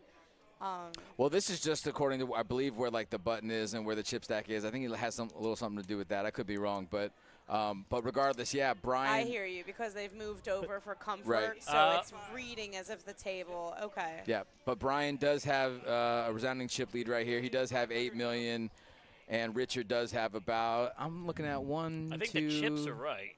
Yeah, the chips 1.2. are right. It's just the names are wrong. Yeah. Actually, Richard doesn't have that much. Richard has about 1.2. It looks like. He's got And about that's- 1.2. Yeah, So. they're probably correcting it right now. They know how many chips are in Yep. play, so they're going to find out Richard's stack, do the math on it, and then we will get the correct numbers set up here for you for. I love the word janky, and I just want to say, You know. janky, it fixes the graphic here. Yeah. I just wanted to You got to call tell it you like that. it is, right? Yes, It was a little absolutely. janky. Definitely janky. I'm using that word this week 5 times. Something tells me you use that word weekly anyway. Yes. I don't know, just I'm going to use it. Florida, my whole family's from Pittsburgh, and people like on the tables a lot of times will be like, "Where are you from?" I know it's not Florida, and I'm like, "That's a horrible read," but I do say some things funny, like I say some long O's and things. But in Pittsburgh, they have their own dialect to the point where my cousin told me that they have an entire day of school dedicated to putting words up on the board and explaining to these guys. These are not real words. Oh, She's okay. like, do you know Slippy's not a real word? And I'm like, I don't use the word slippy. Like the yeah, I mean, it's anti-slang. not, it's, you know. Oh, all in here and a quick fold. Like the anti-slang. Wow, Yeah, Richard like is it's going basically for just it telling here. us, like, we say words in Pittsburgh that nobody's ever, like, the one that always catches me is I do say gum band, and people are, like, look at me like I've lost my mind, but it's just a rubber band, but we say gum band, and I that just- one I don't correct that much. I was going to ask you what that was. I I'd just, correct you. well, I just want to point out, Richard just shoved with 7-3 on Yes. the button. Richard's the He man. is ready. Mhm. He is Well, ready for it now. He said, I got and nothing Terry, else standing in my way. I have to ask you, is this push or fold territory for for Richard? For those Almost watching any right hand? now? Yeah. What's your assessment? Is I mean, this- unless he has a monster. If he has aces, kings, or queens, I can see just maybe like a 3x just to try to Yeah. induce your player. But if any ace we're ripping, any king he should be ripping, yeah. Yeah, absolutely. at that point, okay. Yep. So if he doubles, he has 3.2, and Brian would have 6.4. A 2-to-1. So yeah, so he's gonna need to double to be 2-to-1 in chips. Wow, Richard is ripping with queen high here. Brian's got, wow. the 7. Richard's going to need some help. He's got all the backdoors. He's got a backdoor straight draw, backdoor flush draw, For the and 2 trophy. overs. And 2 overs. Let's see if it works for him. Oh, wow. That's one of the Clappy, backdoors. clappy, clappy. That's one of the backdoors.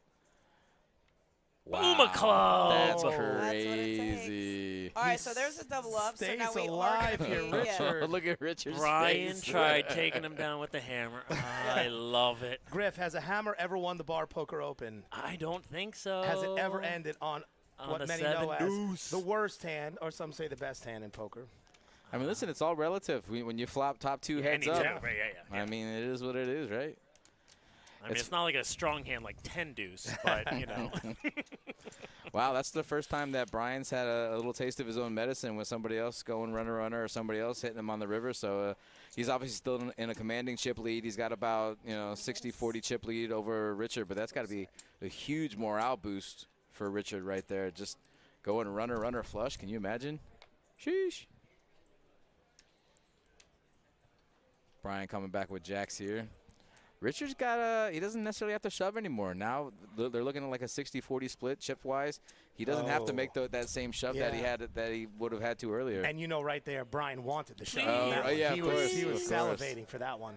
But I feel like even if Richard had a real hand there, like an ace-high holding, I don't think he's shoving like he maybe would have before he just doubled up. So it's a different game now. It's a totally different ball game right now. Yeah, he has the ability to make some bets without going all in. Absolutely. Got that beautiful Bar Poker Open trophy sitting right between them. Got the crown. Just a little extra incentive. It'll look good on someone's mantle. Or at their weekly game. Right. Oh, yeah. Like Griff was saying earlier, that should be the card protector. Yeah. Just so you know who I am. Drop that on the table.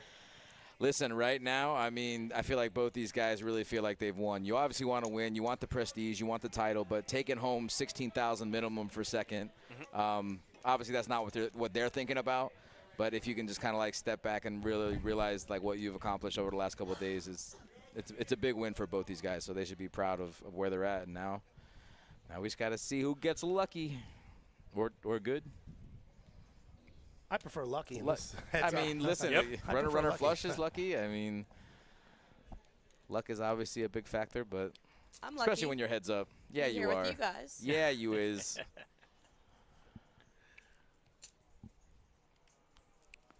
Richard with a pair of 4s. Let's see if he takes the lead here. I would like to see a bet there. There you go. Put a little value in there. He might actually hit a call with king high. Yeah. There's a lot of hands that Brian's ahead of right there. So I like the value a bet. little bit. I would like to see Richard bet a little sooner, but that's okay. Get a little value where you can. So you talked earlier too about like, when Richard was in third place for all this time and hanging around and stuff like that. Like he basically is telling himself like, okay, third place is highly probable, and the rest is just a free roll, right? Mm-hmm. And both of these guys have to feel that now because my girl Glenda got it in pretty darn good versus both of these guys at this point now, and they were like 1 foot out the door. Yep. Even that hand that the big hand that Brian and Glenda just played, Tens against he had her 7-8, covered right? slightly, but he would have been, devastated as far as the chip count. So they're both feeling it. It's both, and it happens. And who knows how many hands Glenda had to get here that, she might have gone it in behind. Like, it's going to happen where you're not just going to get it in good all the time. But Oh, I and would based on definitely, be based feeling on that. what 2 hours here that we've been watching, based on what I saw at Glenda, she's never gotten it in bad. It's Yeah, never happened. She's always absolutely. ahead when it goes in. Yeah, and you know I just meant they've been playing for so many days that like everybody gets lucky. Yes, you have to. You know, Yeah, like there has there's to be always hands that a run point. your cards yeah. fall your way. The last poker tournament I played, I got it in pre-flop queens versus aces, and I flopped quads, and it's like okay, like I had the guy covered, but at the same time, like that to me was the hand that like okay, that was the one that really put me where I needed to be, and of course got super lucky in it. Throughout, I mean, this is the third day these guys are playing, right? Some 2, some 3. Depends Okay. on how they went. Yes. Okay, so Could be.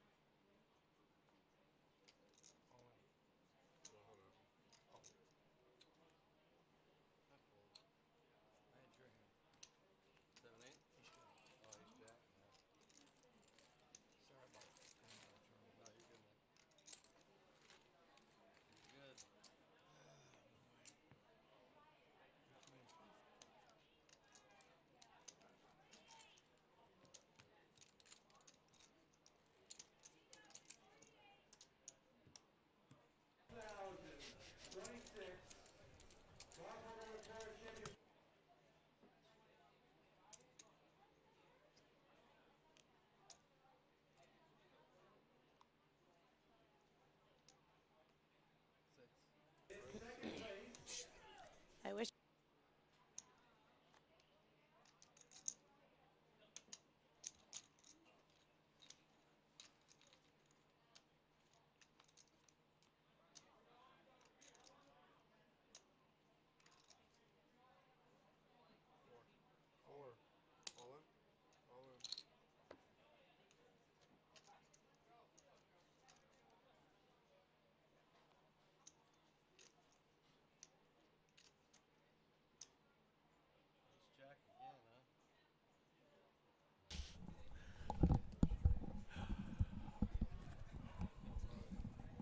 All right, guys, we had you on mute there for a moment because we had an arm wrestling contest, Terry versus myself. I and lost, obviously.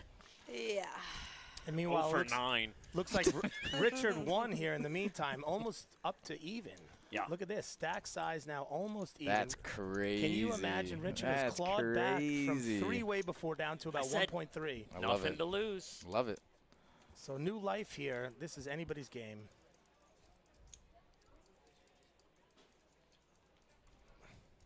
Richard is way too close to the trophy. Your blue shirt is. Oh no, wait, you're a blue shirt. No, you're a blue shirt. Isn't it bad luck to touch a trophy before it's over? I wouldn't know. I've never touched a trophy. Got some participation ones about a couple years ago. Wow, these guys are basically even in chips right now. When Brian came into heads up with about a 7-1 chip lead, and Richard has just played well, gotten lucky, and here it is. Even right on that last thing where he had Nobody second has pair. a club. Who bets to win it? Well, Richard's They got two checked it pair. down. Yeah, I don't think Brian's folding two pair if there's a relatively small bet on the river. I don't think he's folding two pair. Not heads up. Like we said, guys, second place is going to be taking home $16K. First place is taking home $26,400. We had 328 total entries with a total prize pool of $106,600. A nice long weekend's work there for our top 2 players. Yeah, fly in Friday night, fly in Friday afternoon, play some poker over the weekend, go home on Monday with 25 grand in your pocket. TJ Vinny's cranking it up, and I might leave the booth and go party. We'll see you soon, Dana. Or not. Who knows? We might not see her again until next week. With the way Rich came back, yeah, we got some we can really have some good poker here. Not that we haven't had already, but I mean, with the chip stacks the way they are now, they have room to play. And Richard has, look at this, he's raised here with ace jack suited. Brian looked like he was reaching for chips, but then he thought better of it. Yeah. Is that going to turn the chip? No. He showed him. He showed him the ace deuce, and then Richard showed him the ace jack. So Terry, if you have ace deuce there, do you make a move again? You just let it go. I think I'm seeing a flop, You to see be a flop, completely honest or- with you. With ace high heads up, that's usually the best hand. But I mean, Do you make a move? No, over the I top, don't. or No, you see a I flop? want to see a flop. I don't Okay. want to raise there. I thought we would Anybody have, calling you has you crushed, right? Yeah. Yeah. Well, if your opponent has any hand that's like ace 10 or better, they're just going to rip on you, I think. Right, So right. why open yourself? And because then you just have to fold or call off with a worse hand. Both are not good options.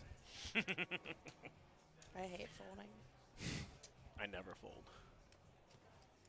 hence the participation trophies. It's so much nicer when you're in the social side of it instead of the poker side of it. I think either one of these guys could have taken down this pot with a bet on the turn or the river, but Richard's just checking really quickly behind, and I think he needs to take advantage of Brian's perceived weak hands. I mean, I think we just can't check it down and hope your king high is good. So this is like a very cool trophy, and I feel like that's the trend. Poker trophies used to be so bizarre. Like, I moved a couple times, and I just ended up getting rid of all my poker trophies because one was like 4 foot tall, had like parimutuel dogs, a picture of the dogs playing cards, and then something else with dogs, and it was like, I mean, this is cool in a way, but like in a way that's really pretty weird and like takes up so much room. Like, this would definitely look good on like somebody's like, you know, actual bar at home, or I want to light it up too. You're definitely gonna have to put a light on this. Whoever wins this, I'm gonna have to talk to him. All right, Richard, out flopping here. We have 600K in the middle. And I mean, this is the kind of hand that Brian's not supposed to just let go of, right? Could Richard take the chip lead here? Is it possible? With the betting now, yeah. I think so. Brian forgot that every time he has ace-jack, he hits a jack on the river. Yeah, he could have That's stayed his for hand. the win. That's his hand. There it is. The script is flipped. Wow, Richard has taken the chip lead. That is crazy. Richard's got 5.4. Brian's sitting with 4.2. Obviously close enough that it's anyone's game right now. But, I mean, Richard has he's just played really good, and he's gotten lucky at the right times, and he's just bided his time. And, I mean, can't say enough about where he's at right now. Yeah, and a high five to Glenda here. Third place, but also the last female standing in this one. We have had multiple female champions in this. Unlike some other major events that can't seem to get a lady up at the top. We love our ladies up at the top. I mean, you could argue that Glenda was the best player at this final table. I think that's a tough argument. I mean, she got it in good even when she got knocked out. She got it in Both good. times. Her opponent had 5 outs, happened to hit one of them, but I mean. Even her choices, like, for aggression, I super liked. You know, like you said, you don't usually like the 4Xing, but it made sense. It was consistent. At the That's what I timing liked. that she was doing it, yeah. And, I mean, she just put the pressure on so well. I do think that she played, like, such a solid game, for sure. Chat, do you guys hear the disco that's going on out there? If you guys like poker and if you like to party, come on down to the poker party. I'm just waiting for, like, when the party ends for them to, like, trickle downstairs, too. And, like, the downstairs will go from, like, normal to, like, super lit all of a sudden.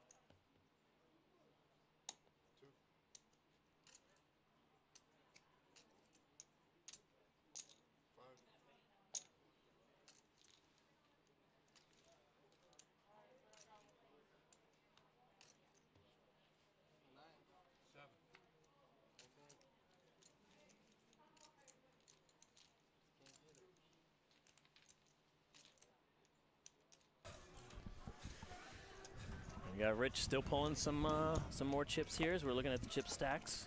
Wow, the tables have turned. We went from Brian opening this heads-up match 7-1 chip lead. He's now down 2-1 in chips. It's quite the turnaround for Richard. A lot's happened since I've been gone. I take 30, 40 minutes off. Well, Rich was the short stack when I left the table. By a lot, yeah. And now he's a pretty big chip lead coming in. My God. Galenda was holding him back. Yes. Is that what it was? Oh, here we Just go. couldn't Brian be free. pocket nines. Blinds are sitting at 100, 200, so every hand is going to be 500,000 in blinds. I don't know. King 7. All in. He's got to be just posturing, right? You're going to call it all off? I mean, King 7, it's not a terrible hand heads up. Obviously, when your opponent's all in, it's probably no good, but you got to think you're probably a coin flip at this point, but folding's probably the better option. Wow, he's really thinking about it, huh? Richard. Oh, he lets it go. Sheesh. So he called here. He was in trouble. Or the king was coming. Maybe. Maybe. You guys saw a lot more in the last 40 minutes. What did I miss? You missed a. Glenda getting super unlucky. Yes, Richard. I'm sorry, rather Brian. King on the River before he had the knockout. King on the River. Brian will have a book about that? Yes, he will.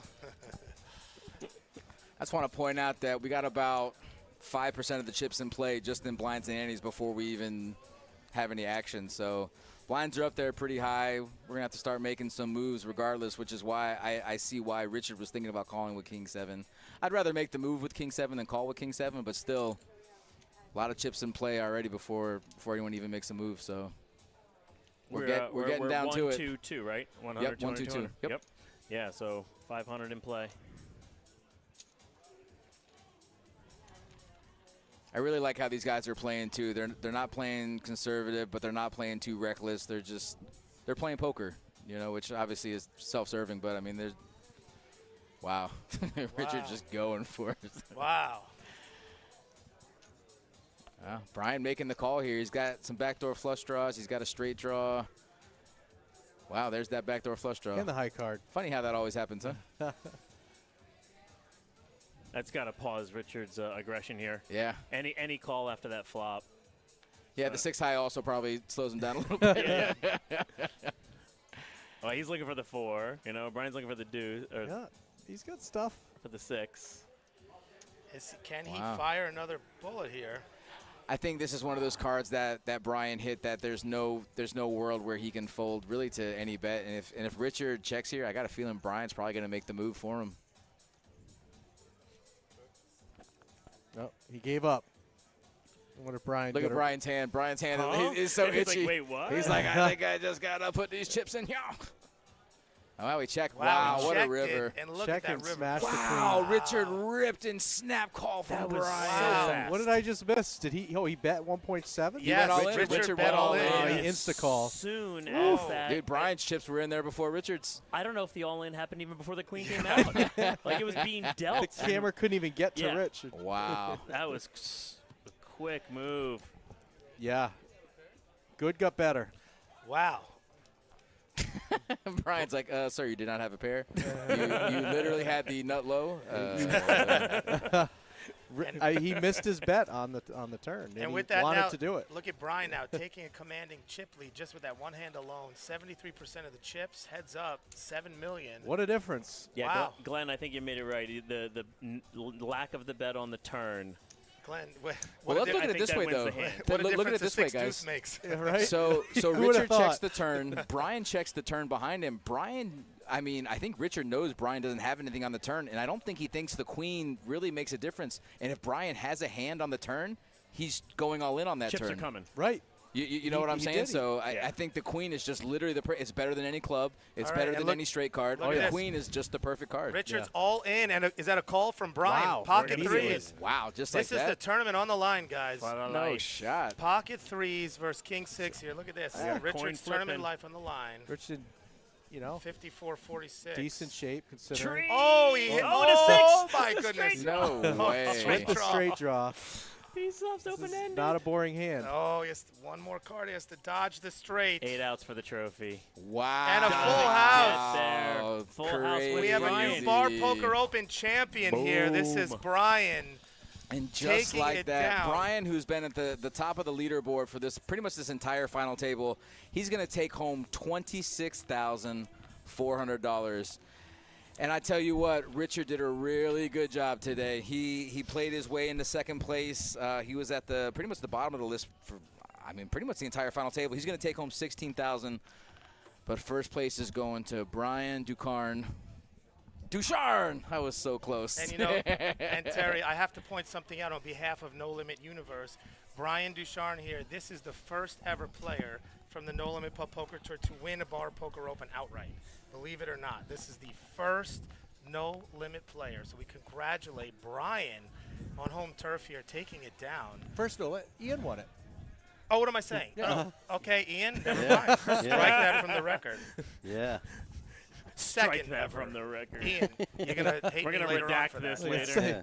Let's say our second ever. However, We have to remember Florida, that was a marathon yes, table. Yes. We loved. We rode that whole table with Ian. Beers here. Good. That's all I heard on Saturday night. Oh, what a spectacular All right, well, we tournament. congratulate there. That is a thrilling finale here to the Bar Poker Open Florida. Brian Ducharme from the West Coast, from Cape Coral, Fort Myers, taking it down, our new Yeah. champion. Thank you. Looks like Brian and Omar are going to take a photo here right now. And then we're going to go to a quick commercial, and then we're going to bring Brian in here to do a quick little interview. We'll be right back. Hi, I'm Norman Chad. Here are some tips to add some fun and some fear to your bar poker game. When bluffing, loudly declare, "This hand's so good, it should be framed." And then pull a frame out of your backpack and watch the lemmings fold. When it's time to show your cards, flip them over with flair and say, "Ba-bam!" Tell your opponent, call if you don't like money. And when they raise, walk away from the table like it never happened. Find your closest Bar Poker Open venue today at barpokeropen.com.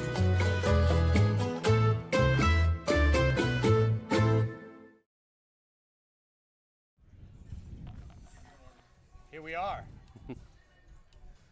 Our champion, Brian Ducharme. Ducharme. Ducharme. Yeah. Brian, you took this thing all the way since the beginning. You didn't turn away since day 1A of this tournament. You were the chip leader of the entire tournament, basically, and then turned that into here we are. Yeah. Where are you from, Brian? Cape Coral, Florida. Cape Coral? Yeah. How many players you come from the West Coast? I don't know exactly how many. I know we had, I believe, 9 from day one that progressed, that bagged. I don't know exactly how many players actually made it over, though. So you're going to be the hero amongst your poker buddies. That's right. Did you guys share any action or anything like that? No. This is all yours to take home. There right? it is. The crown. Yeah. That's right. Yeah, I actually good. I played in the tournament to win my seat here, and so I won my seat and then progressed all the way to the end. Where'd you win your seat? 810. Through No Limit. Yeah, through No Limit. At one of the bars? Yeah. That's a player appreciation monthly event on the Okay. West Coast, So you won your seat and that through points, I'm assuming? No, I actually played in the actual big tournament. I think there was like 120 players in the tournament. Yep. So how did you qualify to play in that? I actually took a bar lead, or not bar leader, but I got top 10 in one bar. Okay. So Brian, so you won. Oh, forgive me. That is the actual main event of the West Coast. Right. You won the regional main event. Yeah, of the West regional. Coast. Yeah. Nice. That's what it was. Yeah. So Brian, I have to ask: is this your first Bar Poker Open that you ever played in? No, this is the second one that I played in. I played in 24. Okay. Here so. in Florida. Yeah. Here at the Palm Beach Kennel Club. Yeah. Right. So you were the reigning main event champ on the West Coast of Florida within No Limit, and that granted you the seat here. Yeah, well, I took second, but they gave us all a seat. Okay, perfect. So, yeah. Brian, we followed you all weekend here. It seemed like you were kind of ahead of the curve on your stack for the majority of the tournament, right? Is that, I mean, you came out kind of big in the first day. Yeah, the first day I closed out and bagged 926,000 on the first day, so I was just short of $1 million. Chip leader by 300. everybody else. So I started out good, but yeah. So as the chip leader coming into day 2, you won the event. Right. How does that feel? Amazing. This was quite the grind, and it's been a long couple days of poker playing. 11 hours the first day, and I don't even know what time it is now. 7:40. Oh man, so late. Way past I've been up since 5:30. I drove over again this morning. All so right, nice. Yeah. So 26,000 change. Yeah. Not bad for the weekend. No. Anything fun to do with that? Any trips? Any type of things you want to do? I got the woman waiting to go to Tiffany's. So, yeah. That's an investment. Yes. There you go. Yeah. There you go. Gold.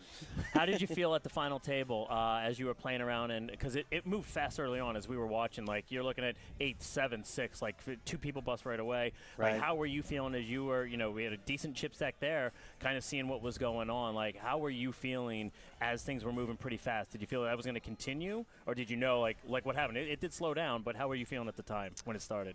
In the beginning, when it got down to